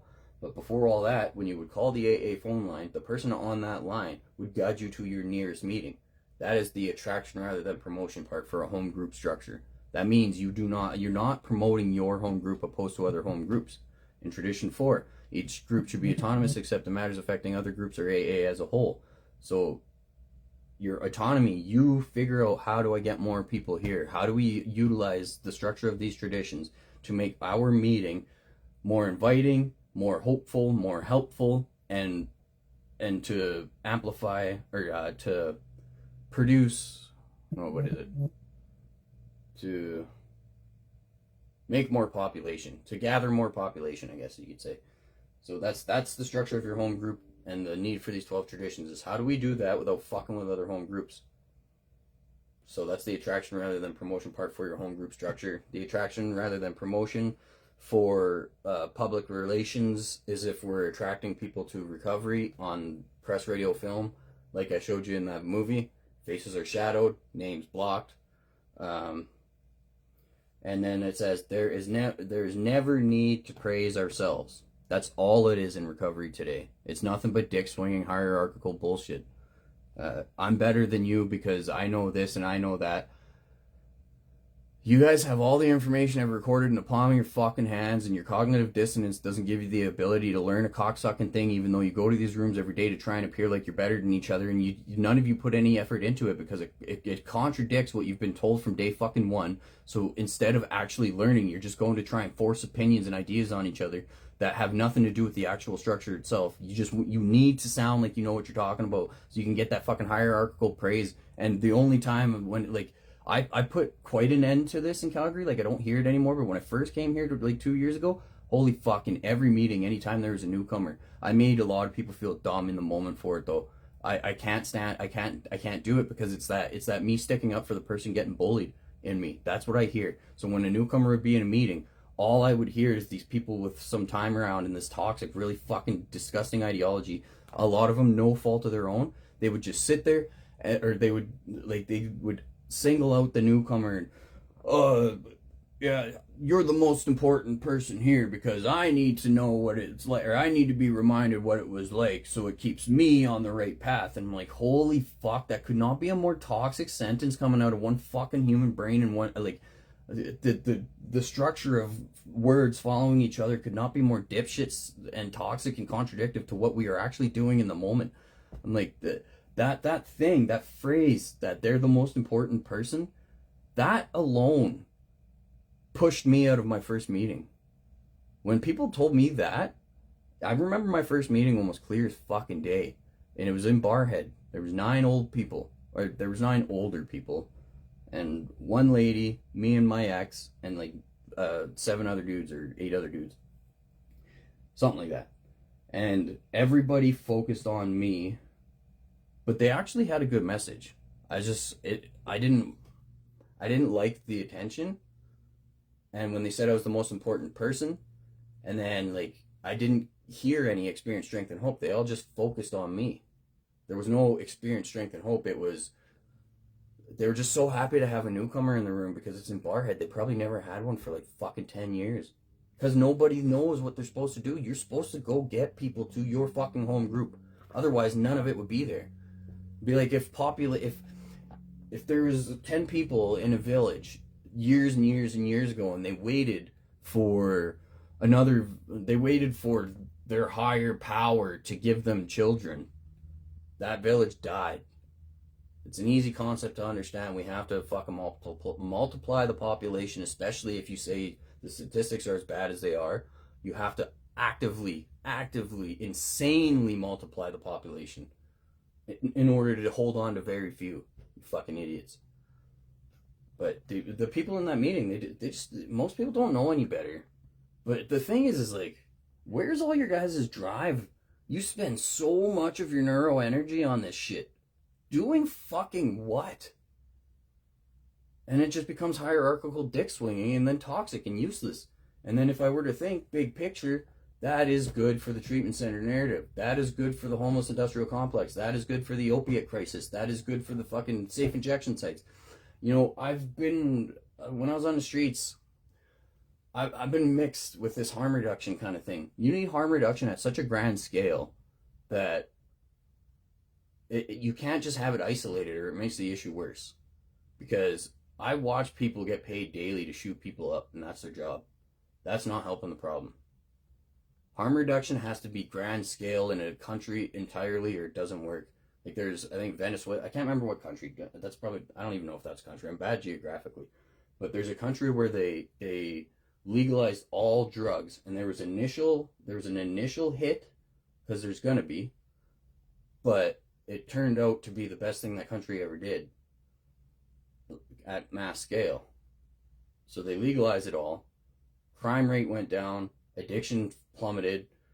Of course it's going to hurt people. There's going to be those people, like, there will be those people who it really upsets, because you're going to feel it in that first generation. But the ripple effect into the future, the next generations, it's proven to help, but it has to be mass scale. It has to be mass scale, it has to be like 100%, and it has to be really ridiculous for it to work, because none of it's going to make sense. But they did prove crime rates plummeted, fucking addiction rate plummeted. There are people who now because it's legal, now they're probably an addict that they never would have been before, because everybody's susceptible to it, and the only thing that kept them away from becoming that addict was probably that legal binding. There's going to be different fluctuations, but grand scale, it was positive. Harm reduction in this, it's not. We need to put an end to it unless we're going to do it 100%. Legalize everything, and if you don't, then it just opens up more doors for more of the manipulation, because, you know, people use population to their advantage, and the easiest way to do that, the easiest way, but not the best way, the easiest way to do that is to harm it and to manipulate it and to create these fucking toxic structures. People are fucking billionaires off it. And, well, there are at least 100 millionaires. But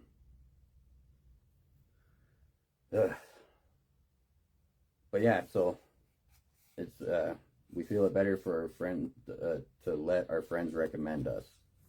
That one, I'm gonna look that last part, because we feel it better to let our friends recommend us. That would be, so this is personal anonymity as it relates to public relations.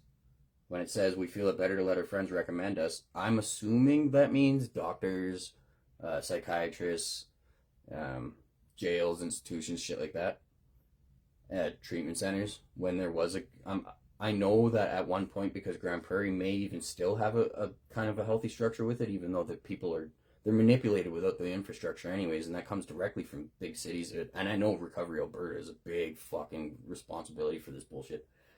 But the structure of Grand Prairie could be extremely powerful if that was widespread, where you go to detox and then a short-term treatment center, and then you are introduced to the 12-step program, and that is your aftercare.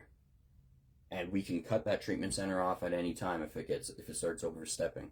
That is powerful. The problem with any sort of fucking industry, though, is how do we sustain? How do we grow? How do we sell more? That's the end of it. It's a business. How do we sell more? Well, we extend we extend the amount of time these people stay, because you already got a client, and it's not based on commission. You extend that. I don't know where people get that from, but I've never heard anything about commission. Anyways, you extend the time because now you already have a person who you got through the hard stages. The detox is the most difficult part, and then them early stages where people aren't manipulated into the structure. And I say manipulated, but sometimes if it's a healthy structure, people just need to be willing to sit through that healthy structure, or yeah, you do have to remove them. There's a couple times where I did have to leave, I did have to be removed, and I admit 100% fucking accountability on that because I was in a violent state, so they had to get rid of me. That I take accountability for. But you get through the detox. I love detox though in Grand Prairie. I fucking went so many times, and it was like my safe place though. Like they were always happy to see me. Like those ladies are amazing, and the dudes there too. Yeah, the guys are awesome. Everyone in the detox facility is just amazing in Grand Prairie. Anyways, and then the treatment center was the introduction to 12-step programs. Even though my first meeting, I knew about I had an ex that brought me to AA in a barhead. I knew about the meetings prior to going, but I wasn't comfortable going. And the 3-week program, having you desensitized to the meetings, that's an extremely positive structure.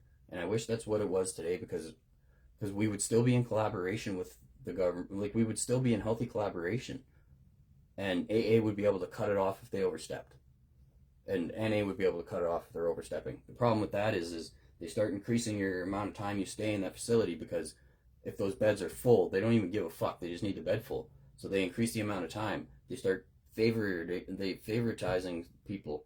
They start saying, okay, well, this person's working for our structure, get rid of him. This person's working, get rid of him. That person's working, get rid of them. And her, and whatever. And then they have all these beds full. Well, instead of going through a new set of clients, how about we just fucking keep these guys longer? And then they start getting institutionalized. Well, now what? Well, we need to give them a recovery house and keep them on this. But it's still, you're still in that fucking, you're still in that financial flow of this organization, of this like industrial complex. You're still in it. Well, when they're in that sober house, what are we gonna do?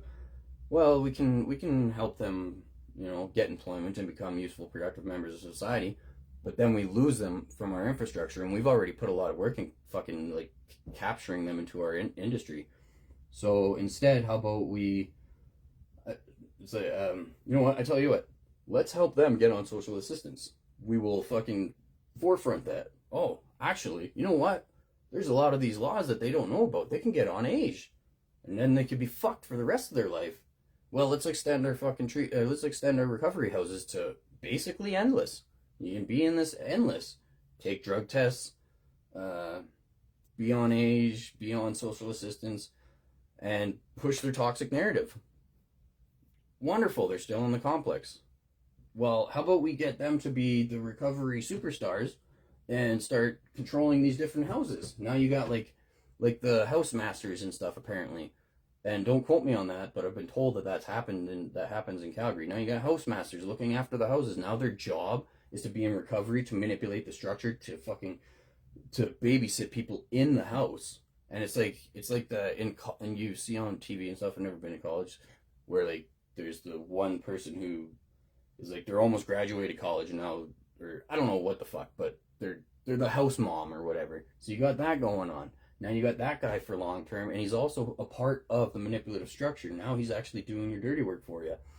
And then you got, well, fuck, you know what? How about we just see if we can get the government to allow some sort of schooling so we can train people to get into this cycle, because it's proving beneficial. It's not proving beneficial to cause production, though. It's not proving beneficial for people to be actual productive members of our society, contributing to our economy. What it's doing is they're able to get statistics of people's long-term sobriety, because they're in this cycle. They're doing these piss tests. They're getting those statistics that they can show the government, hey, this guy's still clean and sober. The only way we know that, though, is because he's still stuck in our complex and we're doing constant piss tests. Otherwise, there would be no such thing as a fucking statistic for him. The moment that you're outside of that treatment center, they don't know who the fuck you are or where the fuck you're going. That's how it's supposed to be. So for them to claim statistics, for them to show the government, let's get them trapped and cause them to be fucking useless to society, but convince the government that we're doing the good thing. And then how about we start hiring them to babysit? And we don't even need fucking people that are smart. We don't even need people that are passionate. We can quite literally benefit the most off of people who are dumb and manipulative. And holy shit, where do we find narcissists? Addicts. Fuck, that's where they're built. So like, you come equipped for their fucking structure to amplify this fucking Recovery Alberta bullshit that the government can't even fucking have oversight on. Sorry, I really went off on a tangent, but this is important. The government can't, they're not even allowed to have oversight. They're not allowed to look how many people that don't make it through, but they use and they prove to the government that their program's working so they can beg. Oh yeah, here's the other one we're going into. So they can beg online for more fucking donations, even though 1.13 billion annually goes into this toxic fucking bullshit. So the people that they are kicking out constantly, who don't fit their structure, although the only requirement is a desire to stop, you fucking losers. At the end of that, of Tradition 3, is so long as there's no other affiliation, long form. You guys are completely wrong. It's the only one that you push to try and back up your bullshit. That's the one that is literally specifically cut and dry saying you're doing what you're not allowed to do. Fucking idiots. Anyways. So when they're picking and choosing these people, they're just kicking these guys out. They're not ready for recovery. You know, they're not following our specific manipulation. We have these very structured fucking. If you don't believe in God on this one was proven. In their eyes, he didn't believe in God strong enough when he got to step 4, which was probably like fucking second week in his recovery, or like maybe even the first week. He didn't have a strong enough 1, 2, and 3. He didn't believe God to their liking, so they kicked him out. And he's a pretty awesome dude because he's pretty hopeful, and he's like. But the weird thing is like he's taking accountability for it. They have him thinking he was in the wrong by not believing in their idea of God, their version of God, not of your own understanding. That's their fucking understanding that he did not believe in, so they kicked him out. Does that sound like the fucking traditions to you guys? Does that sound like the steps to you? No, it's not. He's so fucking, like, I don't know. I'd be in jail. Like, there was a time where, yeah, I don't know. I would be chaotic for a while when I was getting kicked out for dumb shit like that did not make sense, that contradicted everything that came out of everyone's face constantly. It was hard for me to fucking put up with it. And then after, like, yeah, I don't know. Anyway, so yeah, I don't know how that guy is so fucking hopeful. Like he's an awesome dude. They really, I'm thankful that he got kicked out because he didn't just go back and die. When they do that, they kill people constantly.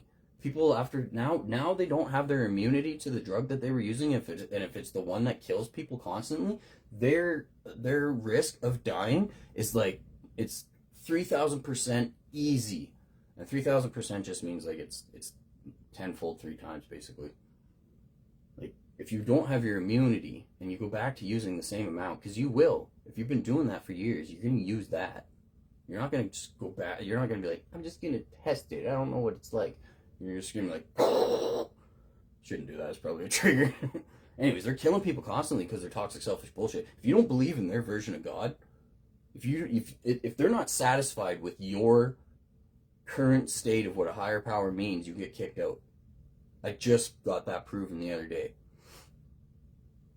So, if anybody tries to say anything about any of this, I beg you to, please prove me wrong, because all you're going to do is figure out how wrong everyone is. The more that I look into it, the more that I figure out millions of fucking ways. I say million, no, that's... Each tradition is broken in more ways than I ever thought possible. As I've been doing this. Like, you go through the tradition videos that I've been creating. I'm putting them on YouTube as well, so they're going to be there forever. And because these lives get deleted after 30 days. And I'm not just going to repost them back. Well, I might. But they're on YouTube. I've been figuring out, going through each one of these, so many different ways that the treatment centers are breaking them. Okay, before I lose train of thought on that, we'll do this real quick. Fuck, this one's got a lot going on, eh? I feel like I don't have enough time to do it. I'm like fucking rushing for some reason. But it's just to try and keep up with my brain. Okay, so if you go to Facebook. Look up any one of the Calgary recovery centers. I might be kicked off them now. I don't know. They might have me blocked.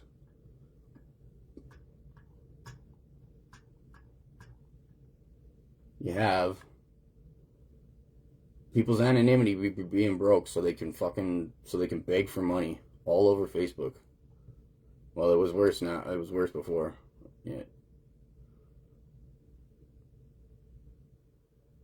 Yeah, I know those dudes. All over Facebook. so they can beg for donations. Hey, look at me. Depending on the treatment center, actually, depending on if you go into, like, we'll see, all photos. Tagged. This might not be the best one. Fundraisers, probably.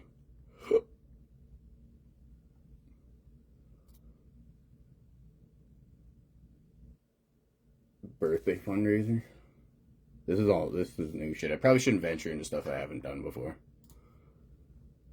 Usually I'm looking it up on my phone, though. And it's pretty easy. Lori's birthday fundraiser for Calgary Dream Center. Holy fuck!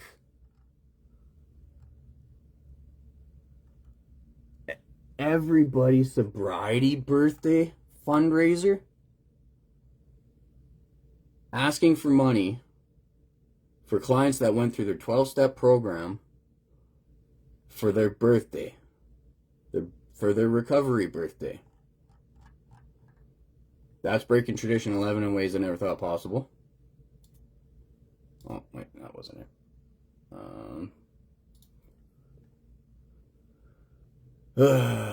Our donor application night this week was a success. They're constantly begging for money. I know a bunch of those people. They're begging for money using people's sobriety while telling them recovery is a fucking secret. Every one of these people go to rooms who are working for the center, who used to go to the center. They convince everyone recovery is a secret. You're not allowed to share it with the public. If you're sharing, you're not allowed to share what we do in our center. It's all a fucking secret. But they fucking make them, I don't know if it's forced. I doubt it's voluntary. It's probably orchestrated, and it's just not denied. Any treatment center in Calgary, go ahead, just look up fucking Calgary Recovery on Facebook. Every one of them do the same fucking thing. And every one of them convince you recovery is a fucking secret. They go to rooms every day to tell you recovery is a secret. Look at this. 5 years clean. 3 years clean. These are all clients turned fucking people working for it, or alumni or whatever. They're all profiting off pain. They've just been manipulated into the structure, not knowing what the fuck. None of them either know what the traditions are, or they're figuring it out over time, and cognitive dissonance, and the fact that the treatment centers have got them stuck in this fucking cycle. It's gonna be hard. Like, people hate me, but you have to. I'm sorry. It's not that I don't give a fuck. But what I'm sharing is not anything but truth. This is just the truth. It's not my truth. It's not your truth. Like, we're not combating truths. We're not having opinions. This is just what is happening in Calgary, and the reason for the rooms to be dead. They're fucking dead. Anything that's not treatment center involved, because what happens is anybody that goes through these treatment centers, they think, because they did the 12-step program in the treatment center, they think recovery is the treatment center. When they relapse, they think they have to go back to the treatment center. That is good for the treatment centers. That means these guys are already manipulated into their fucking structure. They've graduated it, they relapse, and then they go back, and then they instantly walk through the doors with this sense of hierarchy and dick swinging. So, like, that is like tenfold, probably just a fucking orgasmic explosion of their manipulative purpose. Like, those people that go out and relapse and come back, that's probably like their perfect fucking person. And it's everybody. Like, anybody that I thought I was getting, like, and I watch people headhunt newcomers. There's no such thing. If there's a newcomer in the room, he's not there for long. Because he's in a treatment center eventually, and then probably fucking working for it. There's a guy in detox signed up. He was in detox. I think he was on day 2 in detox. He's at a meeting saying how he's signed up, and he never thought he could turn his life around, and he signed up for school. Like, fuck, he's in detox. He's never done it before. He's never contemplated doing it before, and now he's in detox, signed up for addictions counseling. That's why I made that Junkie Steve video of him smoking a pipe, smoking meth on the ground, and when he puts it down, it looks like a crack pipe on him. But anyways, and he's like, blows out big hoot, and he's like, why didn't I think of it before? I'll just be a fucking addictions counselor. That's why I did it. It's not to say that addicts couldn't be a good fit for an addictions counselor, but not every addict. That's not a qualification. It's not It's not a fucking...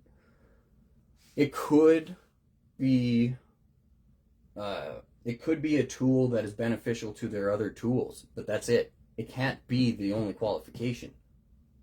It could be, because like in any field of work, you're a certain person that should be there, and if you shouldn't be there, you're denying yourself of life. So there are people with that passion, and there are people, but those people with that passion, most of the time actually, they don't go into addiction because their passion is watching it tear their fucking family apart growing up, or their passion is they're just this person that wants to give back, so they went into the field and then they veered in realizing that they could be beneficial there. Their passion comes from learned experience in the sense that, and then also like them being a specific personality type. But it's not because they were an addict. It's not because they were dipshits and fucking assholes to people and tore lives apart. Most of the time, it's because they've witnessed lives being torn apart and they have empathy for that and they want to help do something about that.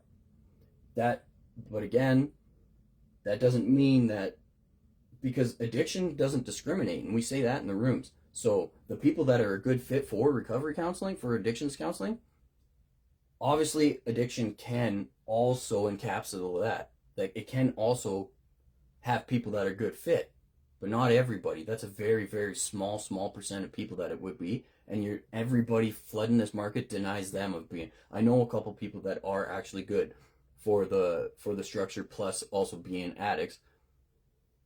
But today's structure, that's a line that needs to be fucking unblurred. You can't blur that line, especially when you think that's the only fucking qualification. That is just narcissism at scale. It's literally narcissism at scale. I'm going to read you the fucking definition of narcissism real quick here. And then I'm going to read the pamphlet and we'll get into it. This one's going on a little bit. Well, they all are, I guess, but it's pretty fucking important. Narcissist meaning. There should go.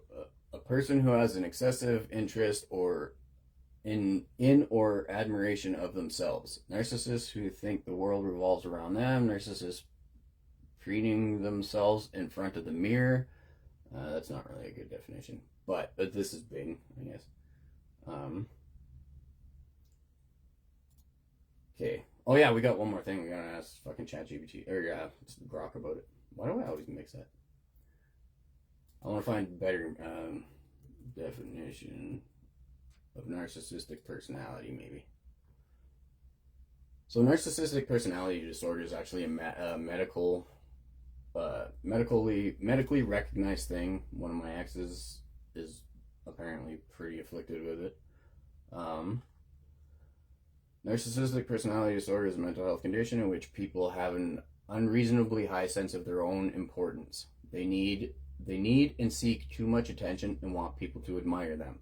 People with this disorder may lack the ability to understand or care about the feelings of others, but behind the mask of extreme confidence, they are not sure of their self-worth and are easily upset by the slightest criticism.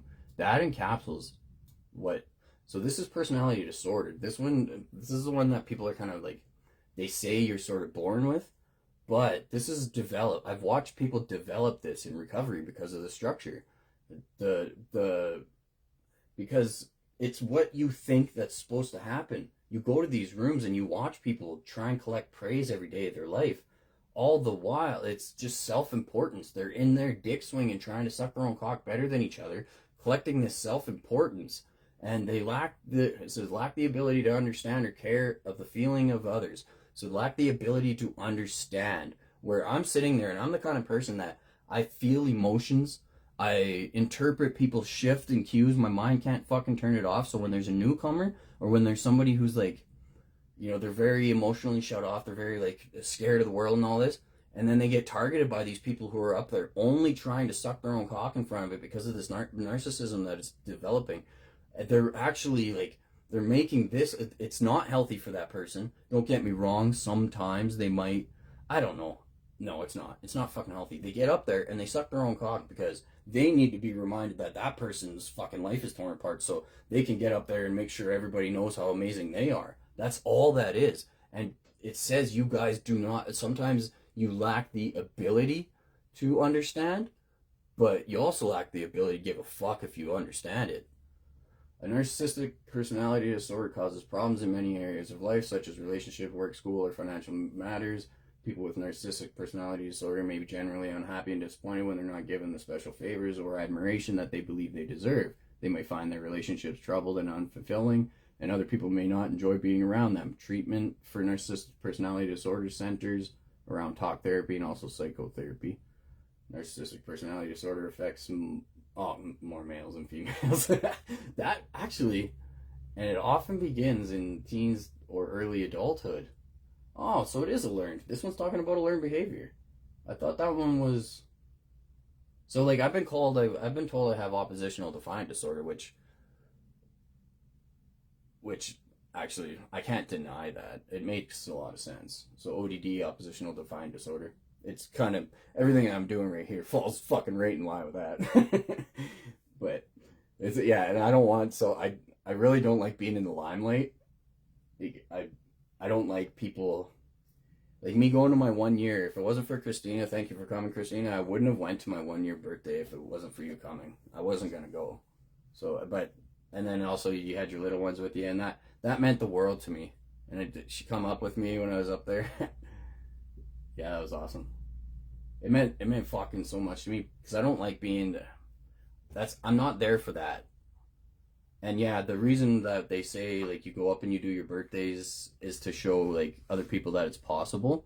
That also people take that amplify it into fucking this narcissistic bullshit. It is, but you don't need to say that in the meetings. And like a lot of the shit that is like actual information, when it's said in the meetings, it becomes narcissistic terminology.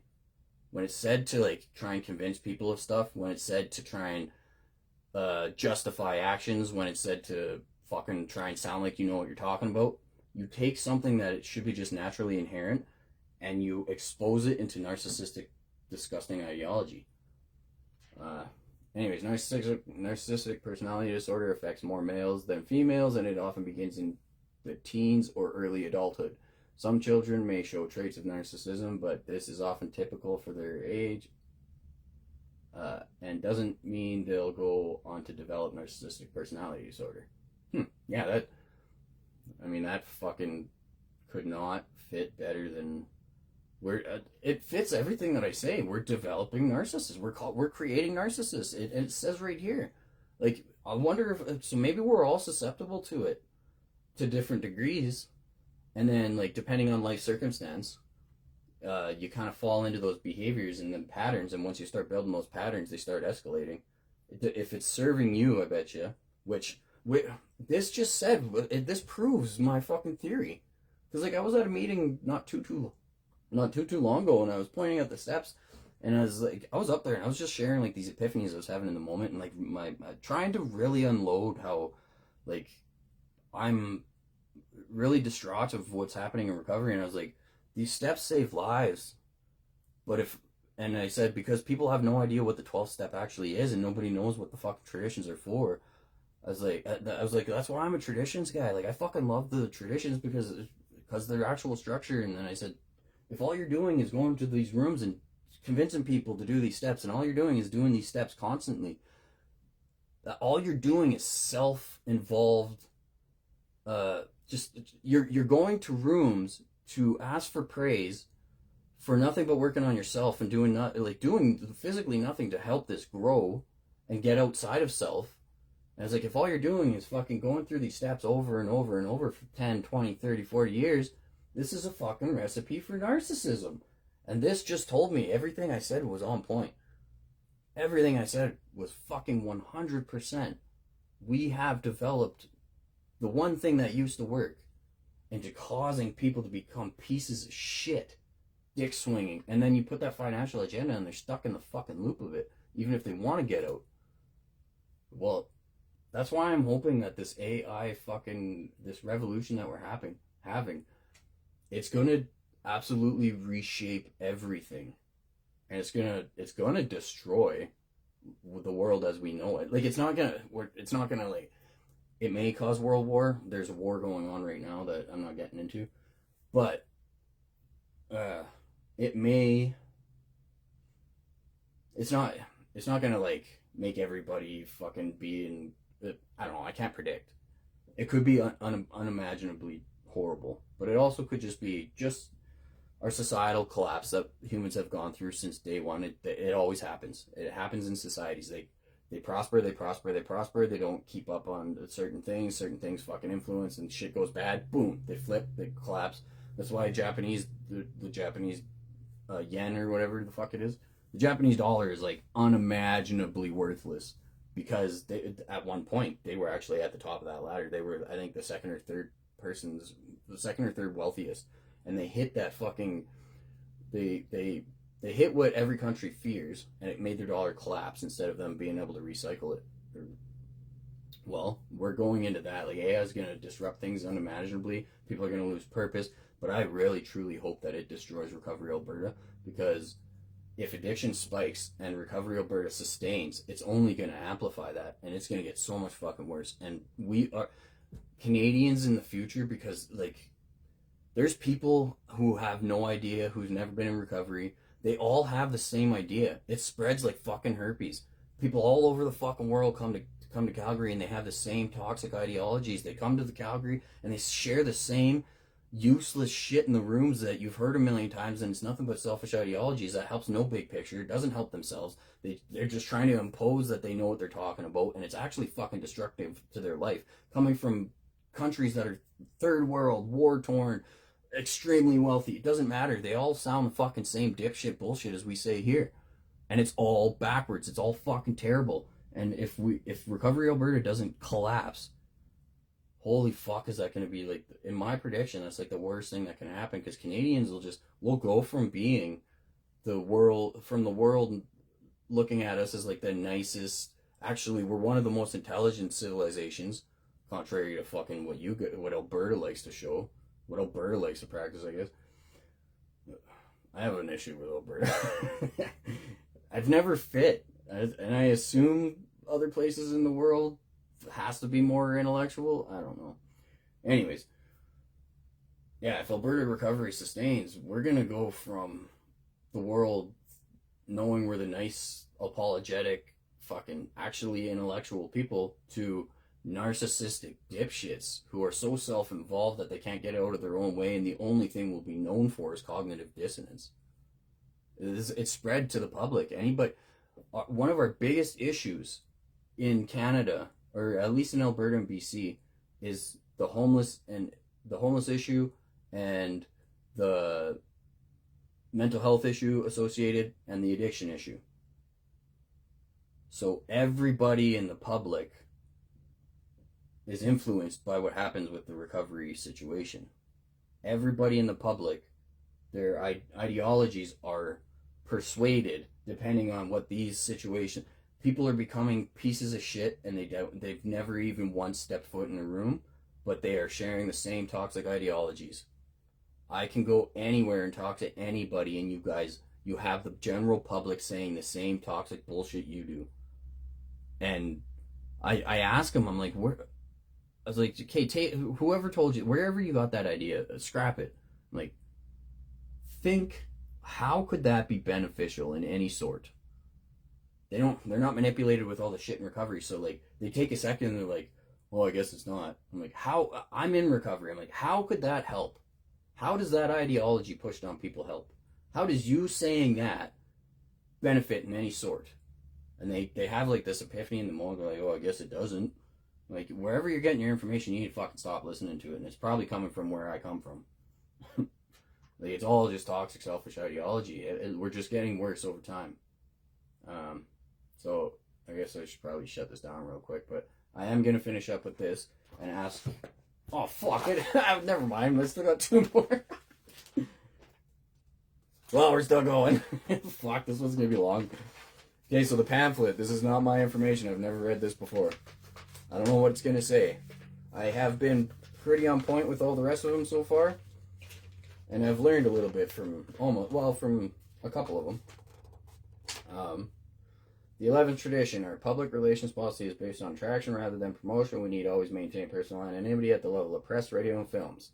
And then it has a picture of a person sitting there with,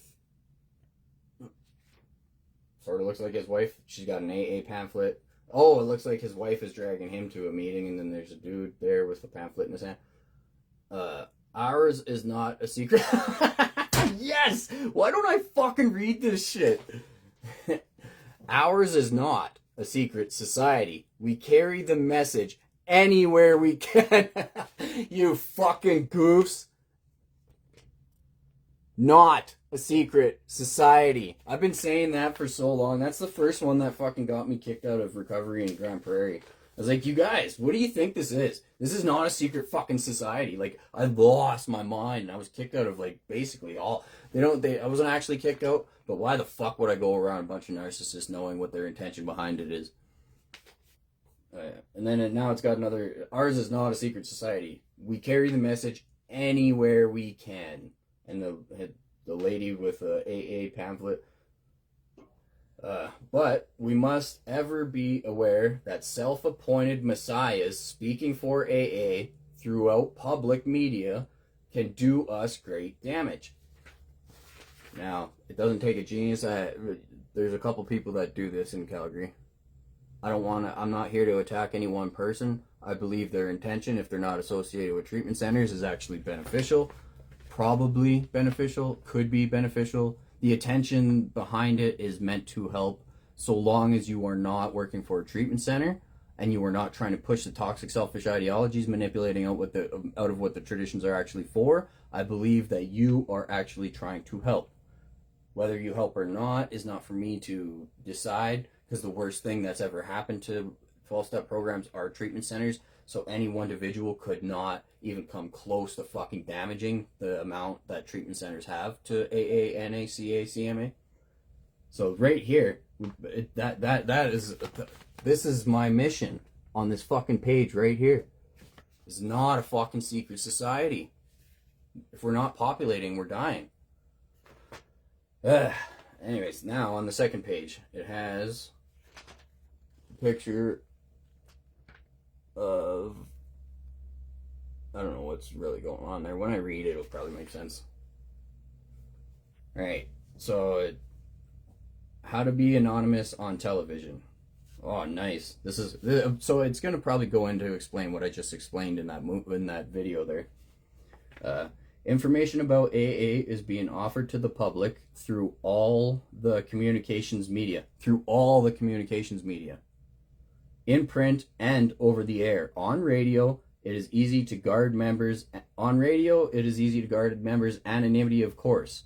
So if you're going on radio speaking for AA, your face isn't going to be shown. Easy to guard your anonymity. If you're speaking for AA specific, again, don't mistake that for what I do. What I do is for recovery as a whole. It's quite the opposite of me getting praise. It's actually, yeah, the literal opposite of me becoming popular. People fucking hate me. And I've become so okay with that. It's kind of flipped almost, where it's like if you in a way, if there's two levels to that suck, is if you know who I am and you don't hate me, I can't trust your intentions. And if you do know who I am and you hate me, I feel like I'm doing my job. So it's a weird, because the people that really put a lot of extra effort into talking to me and stuff, there's always, and it's not, I don't know, people probably think they're good at hiding that kind of shit, but it's obvious to me right away. It's very obvious what your intention behind it is. You're trying to change my narrative because I'm trying to help the world see the truth. Anyway, so yeah, it's even extremely fucking more isolating, but whatever, I don't give a fuck. Obviously I give a fuck, but it's necessary. Alright, it says, but TV, not in wide use when the traditions were written. Ah, shit! Everything this thing is saying is what's been coming out of my face for fucking years. Like, I don't know why I don't read these. But without this outlet, it would have just made me feel that much more isolated, and I probably would have went into suicidal depression, because if I knew this truth without this outlet to help spread actual hope, I've been in a dark fucking place because of that before, where the one place that it's meant for is the last place that will be heard, and the only place that I don't fit because nobody wants people to know about it. It's so fucked up. So without this outlet, like, this saved me on the streets. This saved me so much just trying to help people see what's going on. So I'm going to read this more. It's explaining everything that I've been saying for fucking years about this. But TV, not in wide use when the traditions were written, is another matter. According to a conference opinion, members are breaking their anonymity when they are identified on TV as AAs and their faces are shown, whether or not their names are given, and yet this medium, with its vast audiences, cannot be ignored. Yeah, it's just to protect the public from thinking this is the public face of AA, and that will cause popularity within the rooms and dick swinging. And you know what? I'm just gonna keep reading. It may encapsulate some stuff that I think strays away from the good message of it, but we're just gonna keep reading. If it doesn't, it doesn't. Different techniques have been employed to preserve anonymity on TV. Masks, screens, backlighting that shows AAs only as silhouettes, camera angles showing them from the back. The shadow method diagram here is simple, relaxed, and appropriate. That's the one. Yeah, it's okay. So in this, that's what it's showing on that movie there. For we are not selling personalities. We are explaining AA personal anonymity breaks in the public media not only may discourage timid prospects, they may threaten the anonymity breaker's own sobriety by violating the spirit of the AA program and traditions. Alcoholics who have recovered through our program are themselves the strongest attraction that AA has. When people are asked what led them to seek AA help, the answer given most often is an AA member. Haha, you fucking losers. That one tells you right there you're all full of shit. When people are asked what led them to seek AA help, the answer given most often is an AA member. That is your 12th step, you fucking dipshits. Otherwise, none of us would be there. To me, it's been obvious for years, but the manipulation behind it is just fucking insane. Their chances would have been slim if all of us had remained completely in hiding, but many of us have chosen to tell our friends, neighbors, employers, co-workers, doctors, or spiritual advisors that we are in AA. I even told the judge. That was for self-serving purposes. That really did help. Turns out, like, that's how I got house arrest and not jail in my last when I was on house arrest in Grand Prairie. Turns out his dad was in AA for like 40-some years. And me telling him that, and I was there on my 6 months sober day, on that day. And I told the judge, I was like, yeah, I'm going to celebrate my 6 months when I'm back in Grand Prairie, because today actually is my 6 months. He was happy for me. He had an understanding. His dad was in AA.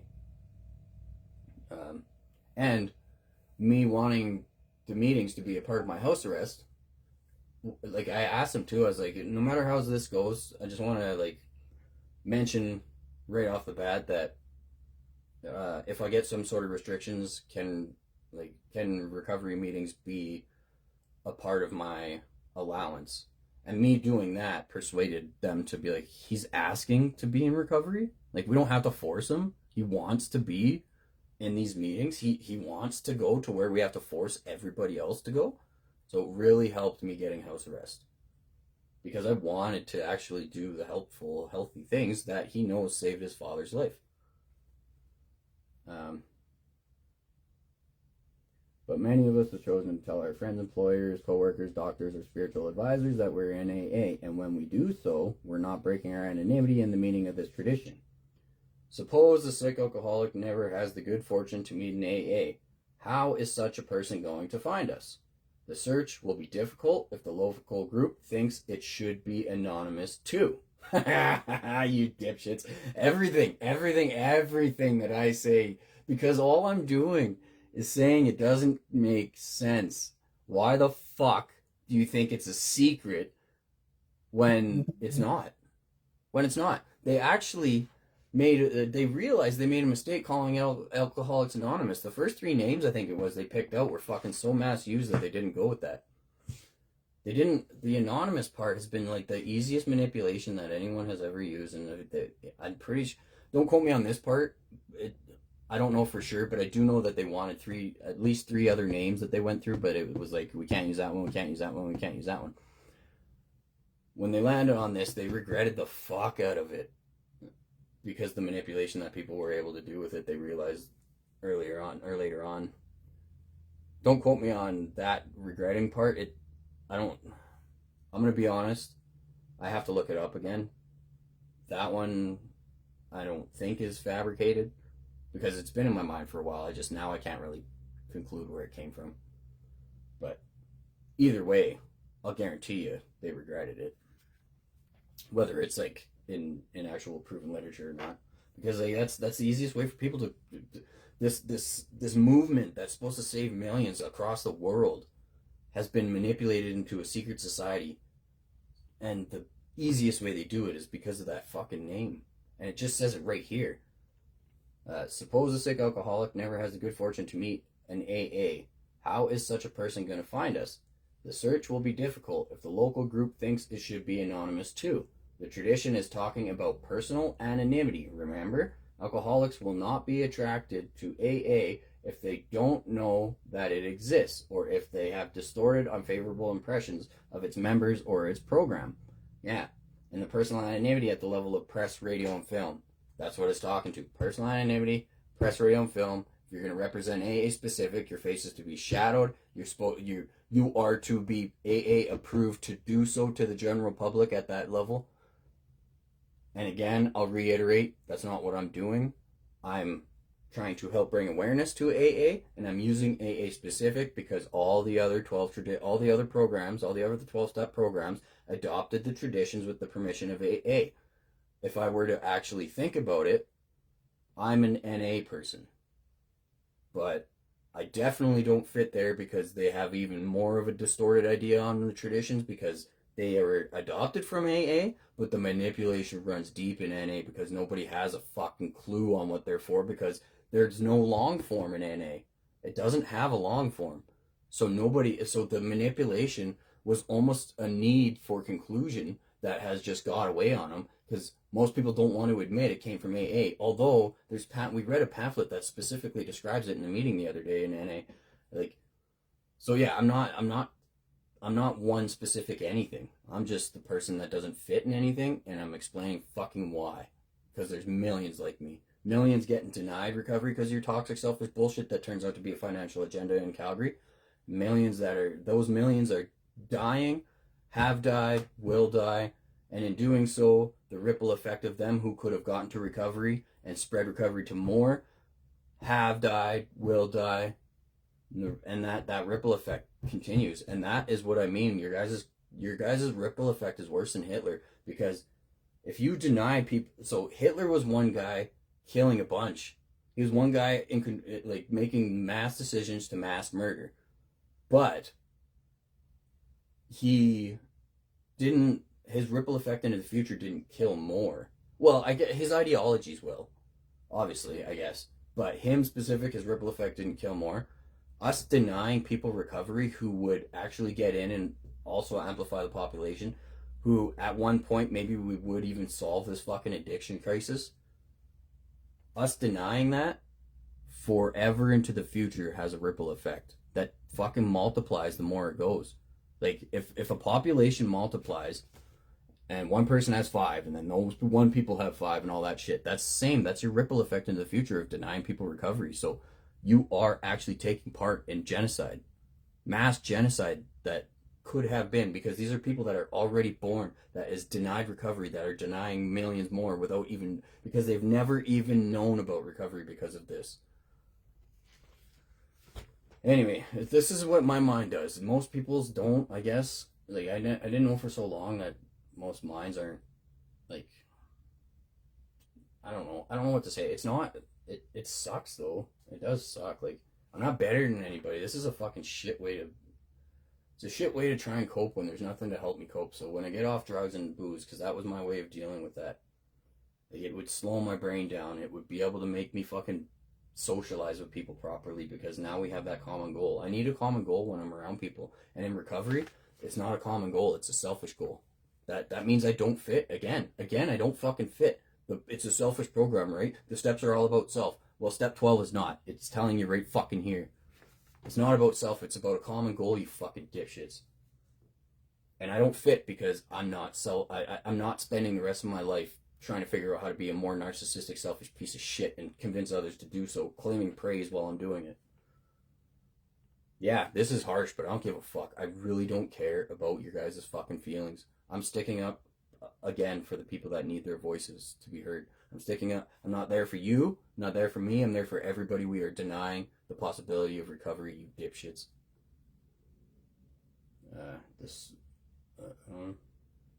Where were we?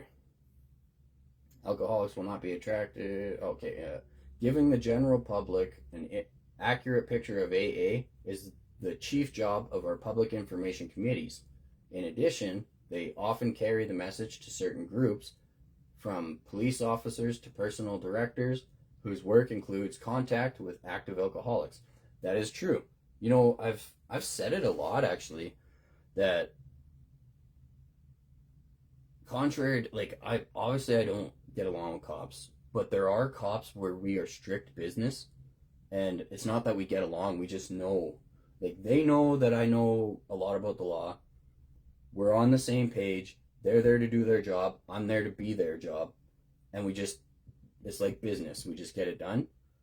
That kind of person also, that kind of police officer also, who's not in it to try and like control people or fucking like dick swing or like advance their career on this person's fucking life. That kind of person also would be the people that we are in touch with to help like spread the word of Alcoholics Anonymous. Or they have people that like are in their family that are in AA, or possibly they're in AA. I was in detox one time, and there's an officer from Edmonton. She was up in Grand Prairie, and she let it slip because like that's a very they sent her to Grand Prairie because she wouldn't be safe in a detox in Calgary or Edmonton.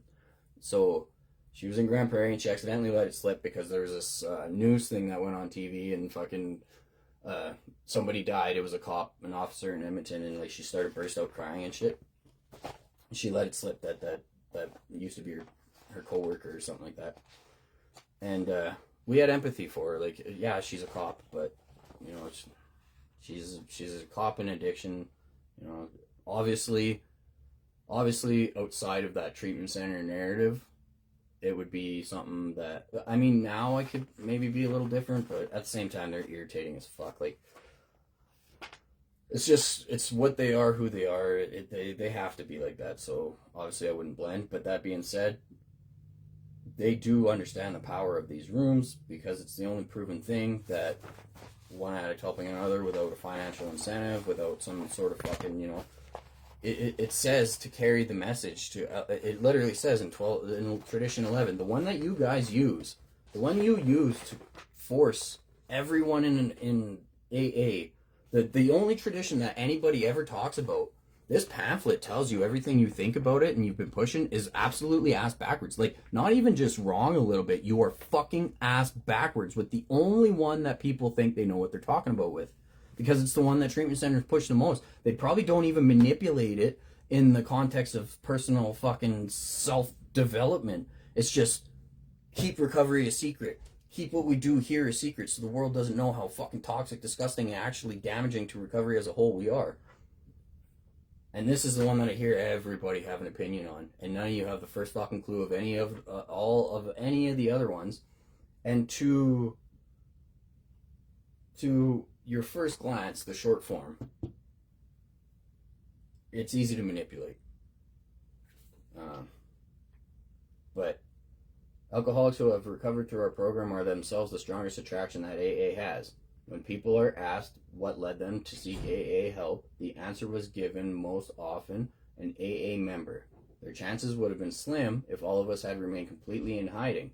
But many of us have chosen to tell our friends, neighbors, employers, co-workers, doctors, or spiritual advisors that we are in AA. Where was it? Personal enemy, relations.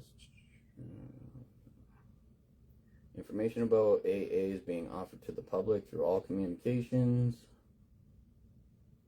Yeah, they tell you that one right there, like, oh, you're not supposed to put your fucking sober. So you're not supposed to put the biggest thing that you hear in the rooms is you're not supposed to put your sober date, or you don't brag about your clean and sober date on Facebook and all that. That comes from two things. One, the person has no fucking clue what they're talking about, and they just want to sound like they know what they're talking about, so they have this distorted idea of what the traditions are, which fit that very simplistic, very fucking contradictory, very just idiotic fucking ideology that it even explains here. When TV wasn't even this was created when TV wasn't even fucking in most houses, let alone social media was never even a possible thought in the mind. But that being said, that's just their dipshit way of trying to conclude and sound like they know what they're talking about, because a lot of these people have been going to these rooms for a very long time and they're still fucking retarded. But the other thing that people tell you is because they don't want you to share your recovery on social media, is because people may connect dots on the damaging bullshit they do in treatment centers. Although, how the fuck did it take me so long to figure out? Because you guys saw me 5 years clean, 7 years clean, 3. As long as the treatment center is allowed to beg for money using your sobriety date, you're allowed to post on social media. You know how fucked up that is? Fucking idiots. I'm so I'd like to say I'm just disappointed, but fuck am I angry, disturbed, disappointed. There's not a single fucking word in the negative English language that doesn't associate to your guys' dipshit bullshit mentality. Anyways, let's ask Grok real quick. Might as well finish it up with this, because this one's a long one, but it's really important. This is the one that's convincing people to kill recovery, mass scale, while the ones convincing it profit it, mass scale. Profit off of doing what they tell you not to do, mass scale. Kill recovery by telling you not to do what they literally use your face to do. They're killing recovery, mass scale, using your face to profit off at mass scale, doing what they're telling you not to do. You fucking idiots. Okay, well, let's get in there. This is the last bit and then we'll shut her down. I could probably go on 11th tradition for fucking years. This is the one that tipped me off the most. This and the 5th tradition. That people believe so much in this structure, yet they have zero fucking clue on what that structure is, yet they're going to try and claim praise every day of their life that they're the cool kids. Like, you know, being dipshit, being an idiot was cool in high school. The moment that you're out of high school, that idiot mentality fades. You're not cool because you're dumb in recovery. That doesn't sustain. So, manipulative is the only route they go to maintain that cool mentality. Fucking idiots.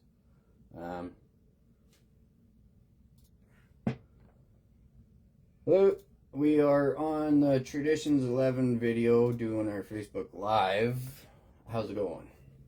Tradition 11. Well, hold on. Don't wait, don't pop off yet. Can we structure it? So yeah, you already know what I'm gonna ask you, kind of, but can you structure it to really? I think they may have a distorted idea. Can you, when you are giving the information, again, only pull from AA.org and the very reputable AA approved websites, not that toxic amethyst one. Obviously, that one doesn't. It contradicts everything. Can you, when you're giving us the information, can you label which site you got it from or which book it was pulled from and the PDF of the book? And when you're giving us the information, also, can you take out any personal bias or like emotional tone that may have been developed? Let's just keep it strict and to the point.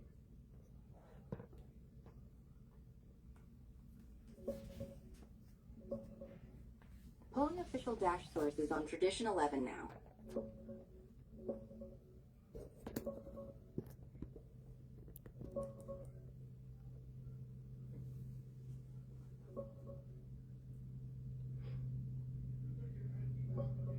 Tradition 11, from the official Alcoholics Anonymous website, aa.org, 12 Traditions page. Short form. Our public relations policy is based on attraction rather than promotion. We need always maintain personal anonymity at the level of press, radio, and films. Long form. Our relations with the general public should be characterized by personal anonymity. We think AA ought to avoid sensational advertising. Our names and pictures as AA members ought not be broadcast, filmed, or publicly printed. Our public relations should be guided by the principle of attraction rather than promotion. There is never need to praise ourselves. We feel it better to let our friends recommend us. Source, aa.org/the12th Traditions. Also in Alcoholics Anonymous Big Book, 4th edition, Appendix I, page 562. Historical Development and Need. From P17, AA Tradition, How It Developed, by Bill W., 1955, PDF on aa.org. Tradition 11 evolved from early AA experiences with publicity and anonymity. In the 1939 book, Alcoholics Anonymous, anonymity was limited, personal names were omitted in writings, and press was asked to respect it, page 42 in pamphlet. By 1946, articles emphasize anonymity's spiritual and practical value.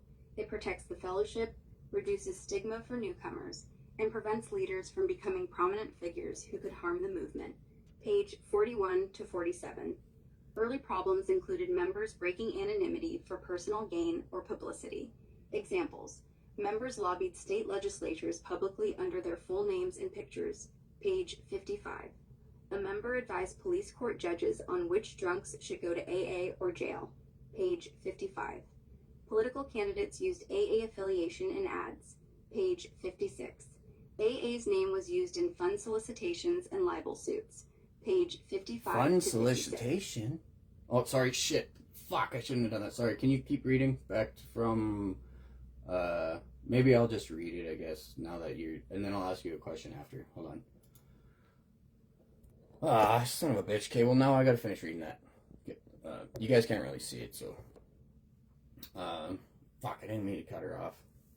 I don't know how to get her to, like, go back and fucking reread from there. So, these actions risked linking AA to controversies, prestige seeking, or endorsements.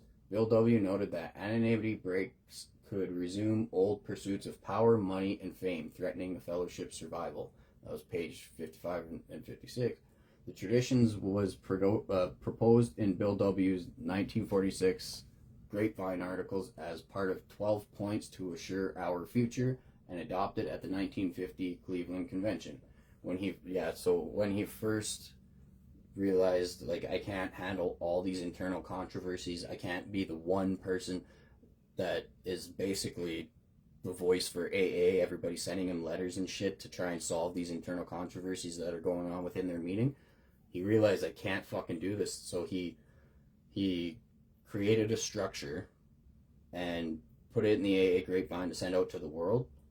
And that's what it's talking about right there. So before it was the actual 12 traditions, it was the traditions was posed in the Grapevine article as 12 points to assure our future.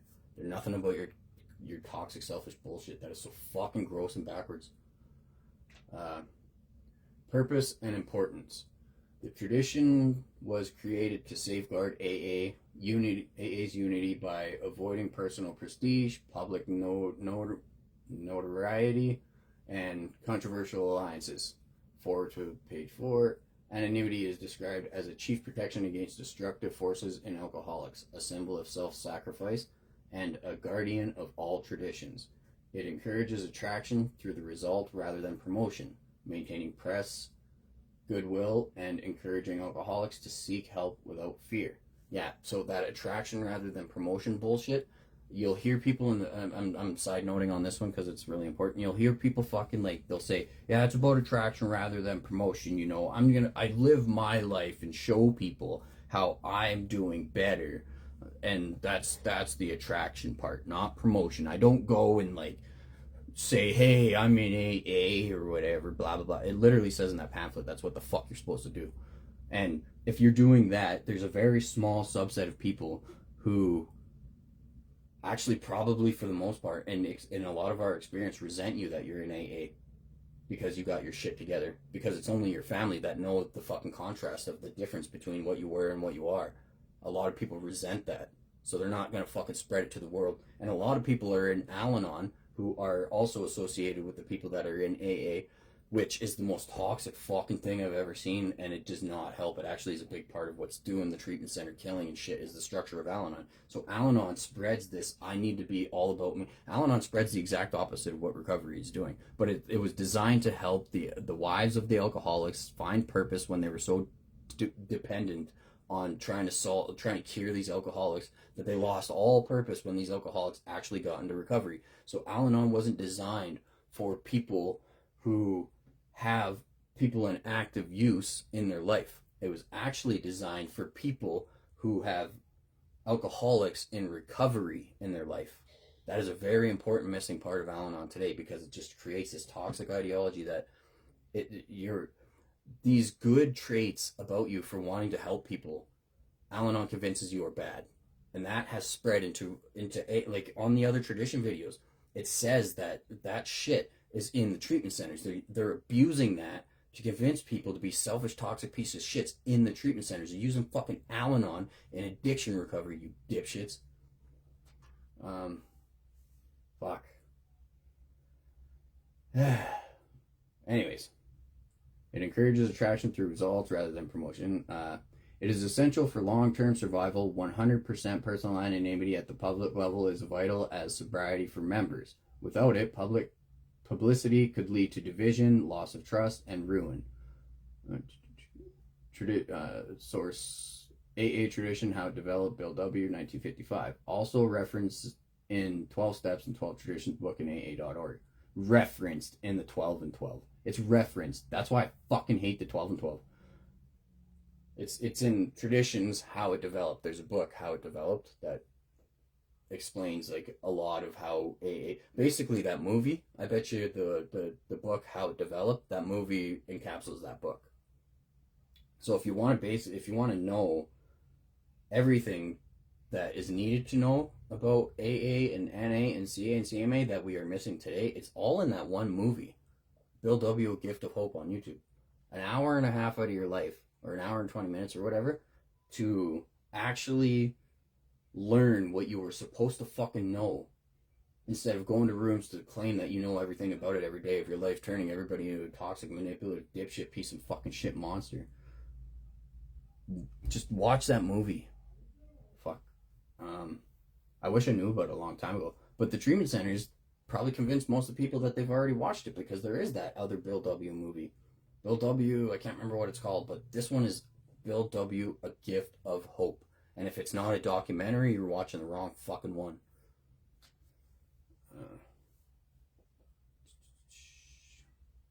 All information is directly from AA World Services. Approved materials on AA.org. Not external or non-approved sources were used. Or no external or non-approved sources were used. Okay, I just wanted to ask you real quick about one thing here. Hey.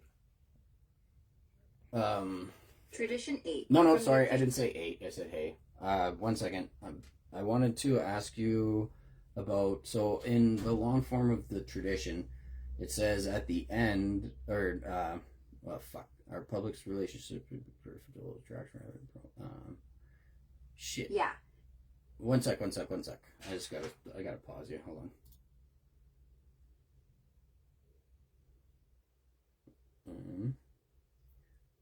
Characterize the personality. Think A avoids sexual advertising or names, pictures, ought to be broadcast.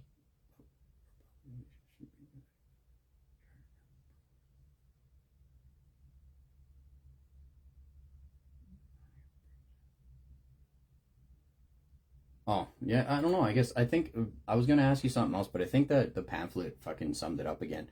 But so what's your take on we feel it better to let our friends recommend us at the end of Tradition 11 long form? Yeah, the long form ends, there is never need to praise ourselves. We feel it better to let our friends recommend us. Source: aa.org/the 12th Traditions, Big Book, 4th edition, Appendix I, p. 562. That's it. No self-praise, no ads. Just let the recovery do the talking. Yeah, and we kind of disclosed it. The pamphlet was really helpful with this one. I don't know. They're I don't know where I got that pamphlet, but fuck, they probably hate that they have to hold on to it. They probably never. I'm surprised it was even put out because it literally has, this one pamphlet has proven everything that I've been talking about in extensive detail, even better than I could for a lot of them.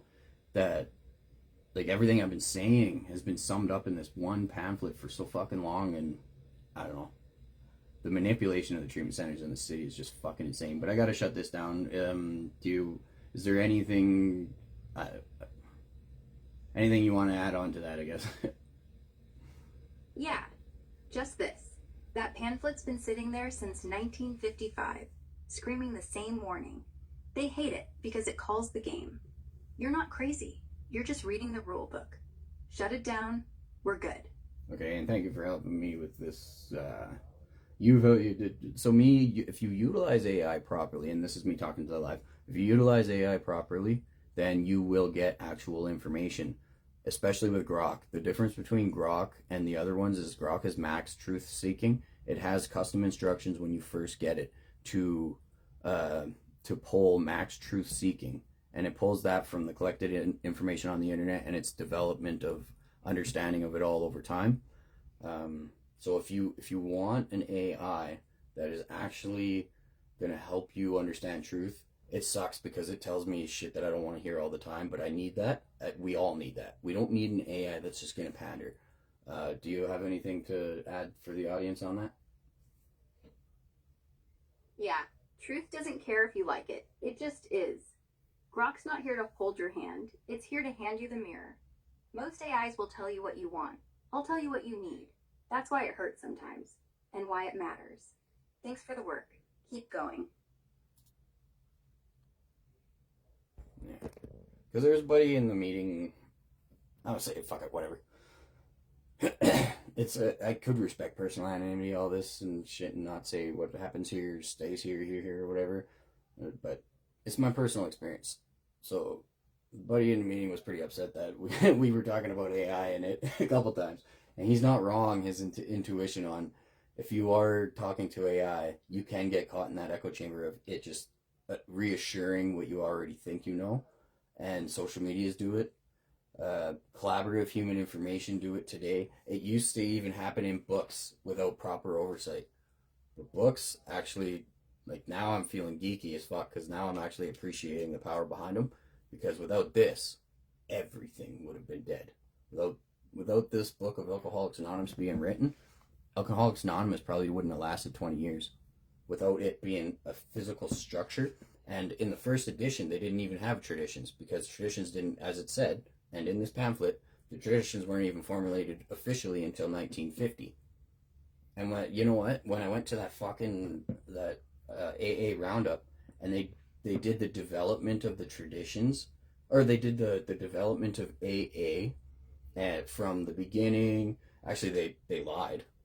Now thinking back, they manipulated people into thinking the Oxford group was the beginning. So, like, all this manipulation, I don't know. And then there's the Oxford House here. Like, it's all probably tied. Every bit of it is to manipulate out of the actual truth. And there's people. I was in a meeting. There's a dude who actually thinks that fucking the treatment centers created the traditions.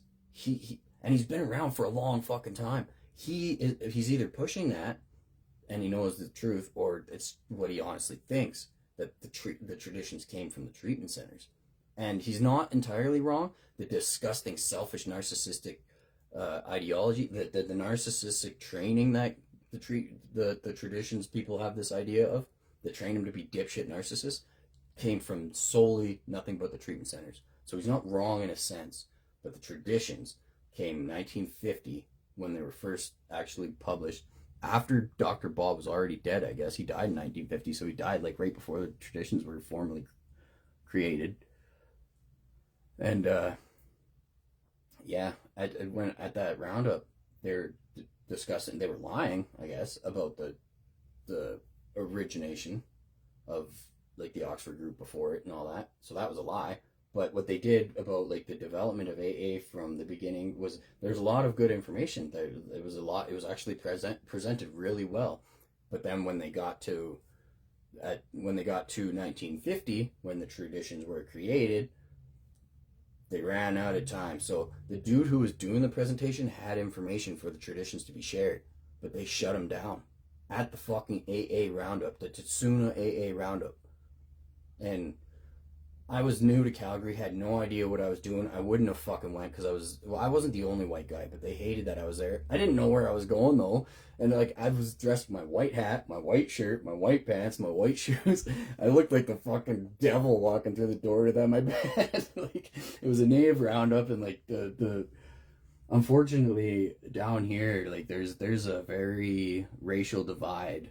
And I walked in there in all white, being the guy that was the voice of reason, but to them was the voice of fucking hatred toward their program. Because I lost my shit. I was like, you guys fucking, you ran out of time at the only important part that nobody has a fucking clue about? Yeah.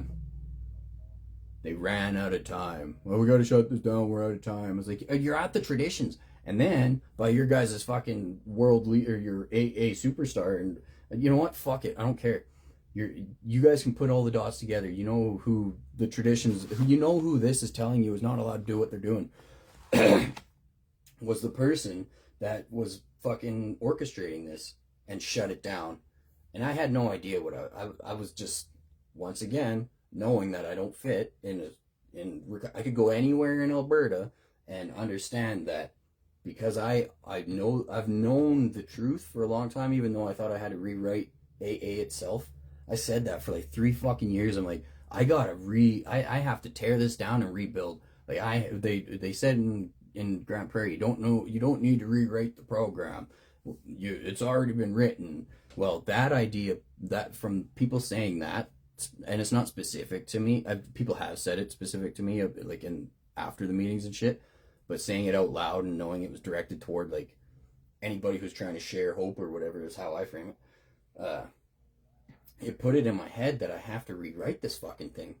But what it was is trying to manipulate out of people coming to the actual understanding.